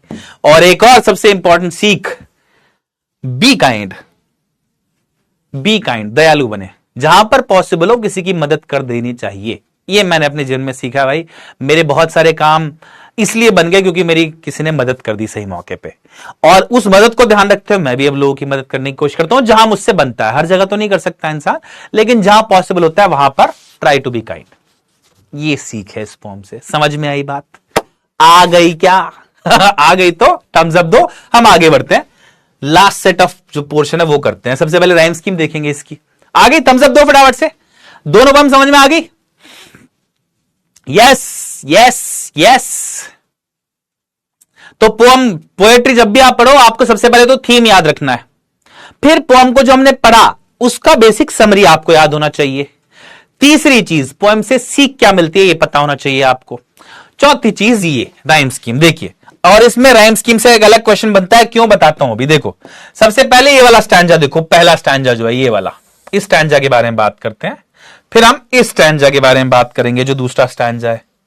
देखो ध्यान से, स्टैंजा नंबर 1, मैंने जो वर्ड्स हाईलाइट किया देखो, सबसे पहले फायर है, ए लिख लूं उसके लिए। राइम स्कीम देखते हैं। ए बताओ फटाफट से, अगर आप बता सकते हो। हाँ, ए। फिर दूसरा वर्ड आइस, फायर से राइम नहीं करता है इसलिए बी लिख लेता हूं। फिर डिजायर, ए लिख लूं फिर से, क्योंकि डिजायर फायर की तरह राइम कर रहा है, जो यहां पे लिखा था वो लिख लिया। देन फायर अगेन है तो फिर से ए लिख देता हूं। ये तो राइम स्कीम हो गई बच्चा पार्टी पहले स्टैंजा की। यूजुअली पोएट्री में जब भी आप पोएम पढ़ते हो कोई, तो दोनों स्टैंजा, तीनों स्टैंजा की ए की राइम स्कीम होती है, चाहे कितने भी स्टैंजा हो। लेकिन यहां पर अलग है। कैसे? देखो, ट्वाइस, इसको ए मान लेता हूं एक सेकंड के लिए, ठीक है। ऐसी हेट, ये बी हो गया। सिमिलरली आइस, ये ट्वाइस की तरह राइम कर रहा है इसलिए फिर से ए लिख लेता हूं, फिर से ए लिख लिया मैंने। देन ग्रेट, किससे राइम कर रहा है? हेट से, तो ये ए हो गया, सॉरी हेट से ना, हाँ, तो ये बी हो गया, बी। देन सफाइस, ये किससे राइम कर रहा है? आइस और ट्वाइस से, यानी कि यहां पर ए लिख लेता हूं मैं। समझ में आया क्यों लिखा मैंने ऐसा?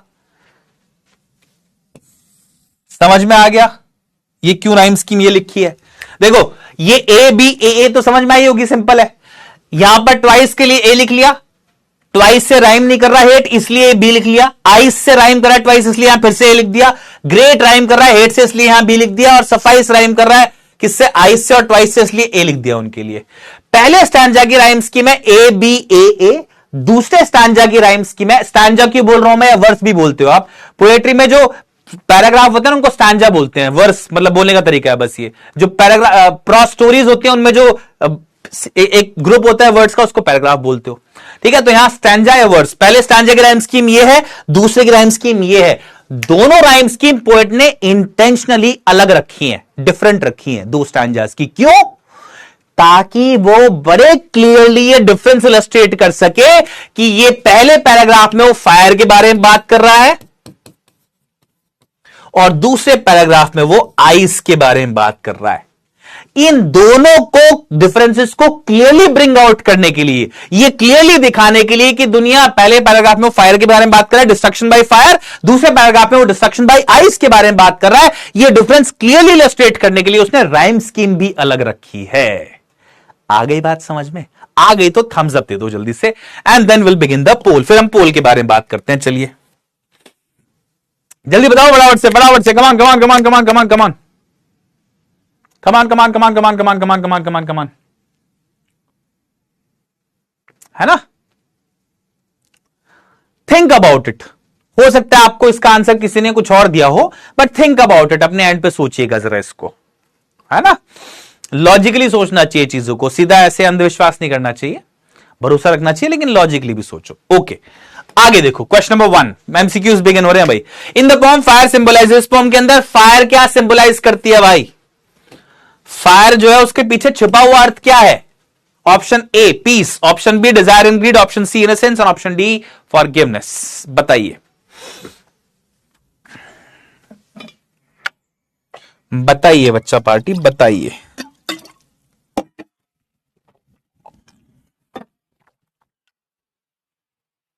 बड़ा सिंपल सा आंसर बनता है इसका, लेकिन ये आपको पता होना चाहिए, बहुत बारी पूछा गया है बोर्ड्स में, पूछा जाता है अक्सर, मतलब पूछा ही जाता है ये। Option a piece, option B desire and greed, option C innocence, option D forgiveness. Correct answer हो जाएगा बच्चा पार्टी ऑप्शन बी, बिल्कुल सही। डिजायर एंड ग्रीड को सिंबलाइज करती है फायर, है ना? लाइन स्टैंजा में ही बोला है, from what I have seen of desire, Dzire को जहां तक मैंने जाना है, लोगों को देखा है, डिजायर महसूस करते हैं, मुझे लगता है फायर से खत्म हुई। तो फायर जो है सिंबलाइज करती है डिजायर को और ग्रीड को, लालच को, एक तरह से। Option B, sorry. हाँ, वाह, बहुत बढ़िया। नेक्स्ट, आइस, ये किस चीज को सिंबलाइज करती है भाई? आइस के पीछे छुपा हुआ अर्थ क्या है? Love, hope, hatred and coldness, beauty. ये भी बताइए फटाफट से। ये इजी है ना, थोड़ा सा डिफिकल्ट क्वेश्चन भी आएगा अभी, पहले इजी से स्टार्ट करते हैं। बताइए जल्दी से, बताइए, कम ऑन।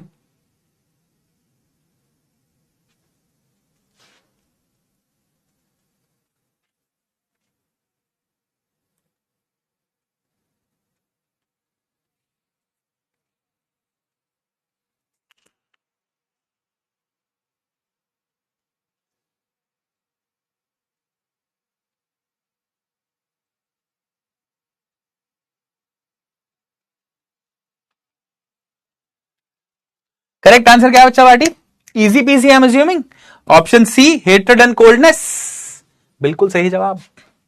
वाह, ये भी 92% of you got it right. The poem is a dash put across by the poet. क्या लगता है ये जो पोएम है वो क्या है? ये पोएम जो है एक डैश है put across by the poet, जो कि पोएट ने हम लोगों को बताई है। क्या बताया है? एक पावरफुल वार्निंग है क्या? Option B, heartfelt apology, heartfelt मतलब जो दिल से बोली गई हो, अपॉलॉजी मतलब माफी, माफी है क्या? अर्नेस्ट अपील, एक अपील है क्या? अब अर्नेस्ट मतलब बहुत ही सिंसियर, एक बड़े सिंसियर तरीके से आपसे रिक्वेस्ट करिए क्या कुछ? या वेंजफुल थ्रेट, वेंजफुल मतलब बदले के भाव से बोला गया हो कुछ जो, और थ्रेट मतलब धमकी, धमकी है क्या? क्या लगता है पोएट क्या है? इन अ वे आपसे टोन ही पूछा गया ये, ठीक है? ये भी आपके सीबीएसई क्वेश्चन बैंक से कॉम्पिटेंसी बेस्ड क्वेश्चन है भाई, कॉम्पिटेंसी बेस्ड क्वेश्चन है, जैसे हम लोगों ने पिछले टॉपिक में भी किया था अभी, राइट? एग्जाम में ऐसे क्वेश्चंस एक्सपेक्ट कर सकते हैं आप। बिल्कुल सिंपल क्वेश्चन, सीधा स्ट्रेट फॉरवर्ड क्वेश्चन नहीं पूछा जा रहा है, इस तरह के क्वेश्चंस पूछे जाते हैं। ठीक है, ओके। करेक्ट आंसर क्या बच्चा पार्टी? बिल्कुल सही ऑप्शन है। मुझे लगता है मैंने आपको पढ़ाते हुए बोल दिया था, it's actually a warning. Poet ने यही बोला है कि देखो अगर हमने अपने इमोशंस कंट्रोल नहीं करे तो दुनिया खत्म हो सकती है। एक तरह से वार्निंग ही तो है ना ये, इसलिए option A is the correct answer. 72%। कुछ लोगों ने बी भी बोला है। बी क्यों? एपोलॉजी कैसे हो सकती है यार? एपोलॉजी मतलब माफी मांगना, एपोलॉजी कैसे हो सकती है? ये है ना, ये पोएम में आपको क्यों लगा कि एपोलॉजी है? ठीक है, लास्ट क्वेश्चन, टोन बता दीजिए, क्या टोन है इस पोएम की? पूछा जाता है टोन पे भी क्वेश्चन, हर बारी पूछा जा रहा है, इसकी कोशिश करिए बताने की। ह्यूमरस एंड प्लेफुल, ह्यूमरस मतलब फनी, प्लेफुल भी funny. Serious and reflective, serious मतलब गंभीर, रिफ्लेक्टिव मतलब जहां पर कुछ सोच रहा हो कोई इंसान, किसी बात पे गंभीर तरीके से दिमाग में सोच रहा हो, रिफ्लेक्ट कर रहा हो। रोमांटिक एंड जॉयफुल, जॉयफुल मतलब खुशी, रोमांटिक मतलब जो कि प्रेजेंट करे चीजों को इन अ वे जो कि फैसिनेटिंग लगे, इंटरेस्टिंग लगे, अट्रैक्टिव लगे। फियरफुल एंड कंफ्यूज्ड, बड़ा सिंपल क्लियर कट एक आंसर निकल के आ रहा होगा। टोन के जब भी क्वेश्चन हो उनको हमेशा आप एलिमिनेशन मेथड से करिएगा। एक रूल बना लो ये कि जब भी टोन का क्वेश्चन है उसमें सीधा सही आंसर नहीं ढूंढना है, उसमें जो गलत ऑप्शन है उनको रूल आउट करना है, फिर सही पे पहुंचना। जैसे पोएम कैसी है टोन की? Humerus and playful, funny tone तो नहीं है, ह्यूमरस मतलब फनी, प्लेफुल भी फनी, तो ये टोन तो नहीं है, हटा दूं इसको। सीरियस एंड रिफ्लेक्टिव, गंभीर सी टोन है क्या पोएम की? हो सकता है हो, ये आंसर सही। रिफ्लेक्टिव मतलब जहां पर सोच के आपको कुछ बताया जा रहा हो, ऐसा लग रहा हो कोई चिंतन कर रहा हो, कोई सोच रहा हो किसी बारे में, ये हो सकता है सही आंसर, सोचेंगे अभी। Romantic and playful, romantic and playful again, playful sorry joyful मतलब जहां पर बहुत ही खुश हो रहा हो कोई, रोमांटिक मतलब जहां पर अट्रैक्टिव तरीके से प्रेजेंट किया गया हो कुछ, आपको बहुत ही मजा आए उसको पढ़ के, तो ये भी नहीं होगा। फियरफुल एंड कंफ्यूज्ड, डर लग रहा है क्या? जब पोएट आपको बात प्रेजेंट करे तो आपको, पोएट को डर सा लग रहा है क्या उस बात को बोलते हुए, या वो कंफ्यूज लग रहा है बहुत ज्यादा? नहीं, ये भी सही नहीं है। करेक्ट आंसर क्या? ऑप्शन बी बिल्कुल सही। आप में ज्यादातर बच्चों ने सही जवाब दिया है। हाँ, शाबाश मेरे बच्चों, क्या बात है, वेल डन, बहुत ही बढ़िया, बहुत ही बढ़िया। ठीक है, शाबाश। तो क्या स्टैंडिंग से आप लोग एक बारी देख लेते हैं, चलिए। अरे मुझे लग रहा है पोल के जो क्वेश्चंस हैं वो सारे सही से इसमें रिफ्लेक्ट नहीं हो रहे हैं, ऐसा कुछ है क्या? क्योंकि 7 रिस्पॉन्सेज रजिस्टर हुए हैं अभी तक, ज्यादा होने चाहिए था ना। I think we have done about 10 questions total, 11 questions हमने किए, इसमें रजिस्टर नहीं हो रहा है, फिर इसका मतलब ठीक है। और नॉनदलेस थोड़ा सा करेक्शन मैं इसको करवा दूंगा टीम को बोल के। तो Viraj Kubba well done, Vedika Chauhan, Ayush Kumar well done, well earned, बहुत अच्छे से आपने टॉप स्पॉट अर्न करा है। विहान लुहानस्की, तोहिद एहसान, Pratyaksh Kumar, Sanskriti, Arisha Rahman, Ishwari Panda and Aradhya, well done, top 10 को बधाई हो। मुझे लग रहा है पोल में थोड़ी सी गड़बड़ भी रही है, कुछ क्वेश्चंस रजिस्टर ही नहीं हुए, तो आप लोग दिल छोटा ना करें। जिन लोगों ने बड़े अच्छे से सोचा होगा कि यार मैं तो बेस्ट स्पॉट अर्न करूंगा, कोई दिक्कत नहीं है, आज पहली क्लास थी, हो सकता है कुछ टेक्निकल ग्लिचेस रहे हो क्लास में, no worries, do not worry, आप सब लोगों ने बहुत अच्छा करा है, वेल डन, शाबाशी आप लोगों को। आई होप दोनों टॉपिक्स आप लोगों को क्लियर हो। एक बार इसके फटाफट से जो एनसीईआरटी क्वेश्चंस है वो देखते हैं, फिर क्लास को एंड करते हैं। Question number 1, there are many ideas about how the world will and. कौन कौन से आइडियाज हैं? पहला आइडिया, विद फायर, सन जब एक्सप्लोड कर जाएगा, उसकी हीट एक्सप्लोड कर जाएगी तो पूरी दुनिया झुलस जाएगी आग में, वो फायर की वजह से। एंड देन अगर सन की हीट खत्म हो जाए तो वो ठंडा पड़ जाएगा और पूरी दुनिया ठंडी पड़ जाएगी, आइस से जा जाएगा, वही बोला हुआ है यहां पर। Do you think the world will and someday? Have you ever thought what would happen if the sun gets so hot that it bursts और ग्रोस कोल्डर एंड कोल्डर? वही दोनों थॉट्स जो मैंने आपको भी समझाया, वही दोनों आ गए यहां पर, है ना। सन बर्स्ट कर जाए हीट की वजह से, या बहुत कोल्ड पड़ जाएगा, तो वही करेक्ट आंसर है। ठीक है, नेक्स्ट, ये वाला क्वेश्चन सबसे मजेदार है। चलो मैं देखता हूं आप लोगों की क्या बेसिक सेंस है चीजों को लेके। आपको यहां पर कुछ इमोशंस दिए हुए हैं, ये सारे इमोशंस दिए हुए हैं, बारी बारी से आपको इन इमोशंस को या तो फायर या आइस में कैटेगराइज करना है। अगर कोई इमोशन आपको फायरी लगता है, वायलेंट इमोशन है, तो उसको आप फायर के साथ टैग कर दो। अगर कोई इमोशन आपको कोल्ड लगता है, नफरत की तरह, इंडिफरेंस की तरह, इग्नोरेंस की तरह, तो उसको आप आइस टैग कर दो। ठीक है, बारी बारी से करते हैं, चलो फटाफट से। देखो, सबसे पहले है ग्रीड। अगर आपको लगता है एक से ज्यादा में टैग हो सकता है तो वो भी बता दो, बस जस्टिफाई करना अपनी बात। ठीक है, सबसे पहले लालच, क्या लगता है किस कैटेगरी में आता है? फायर में आता है या आइस में आता है? बताओ, जल्दी से बताओ, फटाफट से लिखते जाओ यहां ऊपर टॉप पे। ग्रीड, फायर, बिल्कुल सही है भाई। डिजायर वाली कैटेगरी है ना, रेफरेंस लेना यहां पर, फायर के लिए डिजायर ध्यान रखो और आइस के लिए हेट ध्यान रखो, है ना। ओके, फायर सॉरी ग्रीड जो है वो फायर में आता है। ओके, एवरेस, एवरेस होता है लोभ। एवरेस का मतलब क्या होता है? लोभ, लालच ही होता है ये भी। ये तो होता है लालच, और ऐसा लालच कि आप जान लुटा दो लेकिन चीज ना दे पाओ कोई, वो होता है लोभ, एवरेस। ठीक है, तो ये किस कैटेगरी में आएगा? ये भी फायर में आएगा भाई।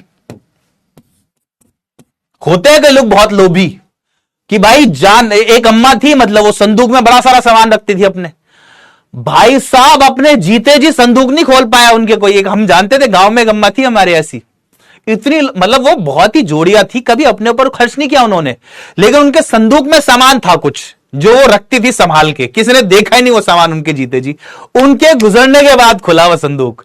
तो अम्मा जी को लोभ था बहुत उस सामान का जो संदूक के अंदर रखा हुआ था, काफी कुछ रखा हुआ था, सोने चांदी वगैरह। एनीवे, क्रुएलिटी, क्रुएलिटी क्या होता है? क्रूरता।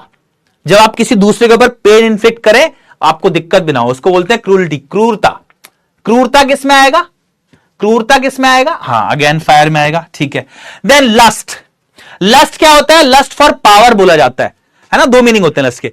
लस्ट मतलब एक ऐसा इमोशन जहां पर आप बहुत ज्यादा एक्सट्रीम महसूस करें डिजायर किसी चीज के लिए, है ना। लस्ट फॉर पावर, पावर के लिए लस्ट, डिजायर बिल्कुल एक्सट्रीम, तो एक्सट्रीम डिजायर ये भी किससे एसोसिएटेड है? फायर से। ठीक है, आगे देखो, कॉन्फ्लिक्ट, टकराव। तो दो चीजों, दो लोगों के बीच में टकराव है अगर मान लो, उसको किससे जुड़ा हुआ मानोगे? कुछ हद तक आइस से एसोसिएट कर सकते हो इसको। फ्यूरी, फ्यूरी होता है एंगर, गुस्सा, बहुत ही एक्सट्रीम लेवल का एंगर, तो ये अगेन आइस। इनटॉलरेंस, आपने एक वर्ड सुना होगा, बीच में बहुत पॉपुलर हुआ था, असहिष्णुता। सहिष्णुता मतलब जब आप सामने वाले का कुछ थोड़ा सा बिहेवियर ऐसा जो कि ठीक ना हो लेकिन उसको टॉलरेट कर लो। कैसे? आप अपने घर में हो, आपकी सोसाइटी में 11 बजे आप आवाज आ रही है आपको बड़ी तेज म्यूजिक की, आपने नीचे जाके देखा तो किसी के घर पे जागरण हो रहा है, तो आपको लगा यार नींद खराब हो रही है, बट चलो किसी के घर पे जागरण चल रहा है, भगवान की पूजा ही कर रहे हैं, कोई नहीं, घंटे भर देख लेते हैं, कोई नहीं, परेशान नहीं करते इनको, मना नहीं करते इनको। ये होता है कि आपने टॉलरेट कर लिया, लेकिन आप तभी फोन करते हैं पुलिस को कि देखो ऐसा है जी, जागरण चाहे कुछ और, म्यूजिक करवाओ बंद, अपना 4 लोग आराम से बैठ के कीर्तन कर ले, माइक वाइक की जरूरत नहीं है। ये होता है थोड़ा सा इनटॉलरेंट हो जाना। ठीक है, तो ये किससे जुड़ा हुआ है? ये आइस से जुड़ा हुआ है, कोल्ड इमोशन है। रिजिडिटी, जहां पर सख्त हो आप, बिल्कुल स्टबर्न हो कि देखो ऐसा है, ऐसा ही होगा जैसा हम बोल रहे हैं। अब इसी जो अभी आपको एग्जांपल मैंने दिया, इसी में मान लो कि आपके पास वो लोग आते हैं, पुलिस आ गई, पुलिस ने कहा कि देखो जी वो सो एंड सो नेबर का आपके फोन है और आप उनसे रिक्वेस्ट कर लो, अगर वो मान जाए तो आपके पास वही लोग आते हैं जिनके खिलाफ आपने कंप्लेन करी कि साहब देखो हमारे बच्चे का कुछ जोरी जागरण चल रहा है, मान जाओ प्लीज, थोड़ी सी देर की बात है, फिर हम जल्दी निपटा लेंगे। तो आप नहीं मानो, नहीं मैं तो नहीं यार, मेरा पेपर है सुबह, मेरे को जाना है पढ़ने के लिए यार। ऐसे जब आप स्टबर्न रहे, जिद्दी रहे, बिल्कुल अड़े रहे, तो रिजिड है आप, यानी कि ये भी आइस से जुड़ा हुआ है, कोल्ड इमोशन है। इनसेंसिटिविटी, जो मैंने आपको एग्जांपल दिया था कि आप कार में जा रहे हो, बाहर बच्चे हैं, उनको ठंड लग रही है, ठिठुर रहे हैं, लेकिन कोई फर्क नहीं पड़ा आपके ऊपर, तो ये है, ये भी आइस है। कोल्डनेस, जब आप बहुत ही ज्यादा ठंडे हो। कोल्ड मतलब क्या होता है? जब आप इमोशनलेस हो, आप एक्सप्रेस ना करो, आपके मन में कोई इमोशन ही महसूस ना करते हो, ना आपको किससे प्यार है ना आपको किससे नफरत है, आप बस हो, इमोशनलेस जिसको बोला जाता है ना, वो होता है कोल्ड, यानी कि इसको भी आइस से रिलेट करोगे। इनडिफरेंस क्या होता है? इनडिफरेंस होता है बच्चा पार्टी, जब आप इग्नोरेंट हो, अपने आसपास जो समाज है, सोसाइटी है, उससे इंटरेस्टेड ना हो उसमें, ये भी आइसी इमोशन है। और हेटेड तो है ही आइसी। ठीक है, समझ में आ गया? इनमें हो सकता है आपको कोई और जो मैंने टैग किया हो उससे अलग कुछ लग रहा हो, नो प्रॉब्लम, आप उसका रीजन देना चैट बॉक्स में, जस्टिफाई करना उसको, वो भी सही होगा, कोई दिक्कत नहीं। अनलेस आप जस्टिफिकेशन सही ना दो तो गड़बड़ हो जाएगी, तो जस्टिफिकेशन सही देना। Next, what is the rhyme scheme of the pome, how does it help in bringing out the contrasting ideas in the pome. जो राइम स्कीम है पोम की, वो मैं आपको बता चुका हूं, पहले स्टैंजा की ए बी ए है, दूसरे की ए बी ए है। क्यों है दोनों अलग? ताकि दो आइडिया जो है, फायर का पहले स्टैंजा बात करता है about destruction of world by fire, दूसरा आइडिया बात करता है about destruction of world by ice, और ये दिखाते हैं दोनों स्टैंजा की दोनों इक्वली केपेबल है। इन दोनों आइडियाज को क्लियरली कॉन्ट्रास्टिंग वे में प्रेजेंट करने के लिए पोएट ने दोनों स्टैंजा की राइम स्कीम को अलग रखा है। क्या क्या राइम स्कीम्स है वो भी आप बता दो। ठीक है, तो इसके साथ बच्चा पार्टी हमारी पोम होती है खत्म दोनों, और हम पहुंचते हैं अपने पहले लेक्चर के एंड पर। आई होप आपको अच्छे समझ में आया हो। देन आप लोगों के लिए, आप लोगों को ऑलरेडी पता होगा, then there are some books, sample books, concept question bank जो है वो रिलीज किए पीडब्ल्यू ने, और आप उन लोगों की हेल्प ले, इन क्वेश्चन बैंक की हेल्प ले सकते हो। हमने ही ऑथर किया है इनको, जितने भी हम टीम मेंबर्स हैं उड़ान के, उन सब ने, और बहुत ही काम की चीज है। अगर आपको लगता है कि आपको कुछ ऐसा कंटेंट चाहिए जिससे आप अच्छे, रेफरेंस बुक आपको चाहिए कोई, जिससे आप कॉन्सेप्ट भी रिवाइज पढ़ लो अच्छे से और क्वेश्चंस भी कर लो, then these are made for you. आप लोग इनको रेफर कर सकते हो, ठीक है। अलग अलग जगह पर अवेलेबल है, आप देख सकते हो यहां पर। और इसके साथ हम पहुंचते हैं अपनी इस क्लास के एंड पर। आए हो, आपने बहुत बहुत एंजॉय किया हो इस क्लास को, मैंने बहुत किया। Thank you so much for being a wonderful wonderful audience. और टुगू टेल चलो बताता हूं। टुगू अब थोड़ा सा बड़ा हो गया। आई बिलीव आप में से जब हमारी लास्ट बात हुई होगी टुगू को लेकर, तो टुगू जो है उसके कंपैरिजन में आई थिंक महीने 2 महीने 3 महीने बड़ा हो गया तब से, तो कुछ नई एक्टिविटी शुरू कर दी है उसने, ठीक है। तो अब वो स्कूल जाना शुरू कर दिया उसने, प्ले स्कूल जाना शुरू कर दिया बाय द वे। तो प्ले स्कूल में ना वो उसकी मैम जो है बताती है कि ये थोड़ा सा आउटस्पोकन है। मैं नेचुरली थोड़ा शाई हूं, मेरा बच्चा ऐसा है कि वो कुछ भी बोल देता है किसी को भी तो मेरे को बड़ी अजीब सी बात लगी कि यार कमाल है। बट एनीवे, तो वो स्कूल में कुछ कुछ एक्टिविटी करता रहता है ऐसी। और कोई बच्चे की अगर डांट पड़ रही होती तो बोलता है अरे नहीं इसको नहीं डांटो, मैम को बोल देता है कि मैम इसको नहीं डांटो तुम, ये भाई है मेरा, ऐसा बोलता है। और कोई अगर शरारत कराता है तो बोलता है, उसको मना करता है कि तुम मत करो ऐसा, चौधरी बना बैठा है मतलब वहां पे स्कूल में वो, है ना। और सबसे इंटरेस्टिंग बात जो मुझे उसकी लगती है, आजकल मेरे पास आता है जब भी उसको कुछ काम करवाना होता है, बोलता है पापा अब मैं बल्ला हो गया, बल्ला बड़ा बल्ला मतलब बड़ा, कि अब मैं पापा बड़ा हो गया। तो मैं कहा अच्छा अब क्या बड़े कैसे हो गए, कब हो गए, आज सुबह हो गया। मैं कहा अच्छा सुबह हुए बड़े, हाँ पापा मैं बल्ला हो गया। और अब मैं कहा फिर क्या बड़े हो गए तो अब मेरे को बाइक दिला दो अब मेरे को बाइक दिला दो आप।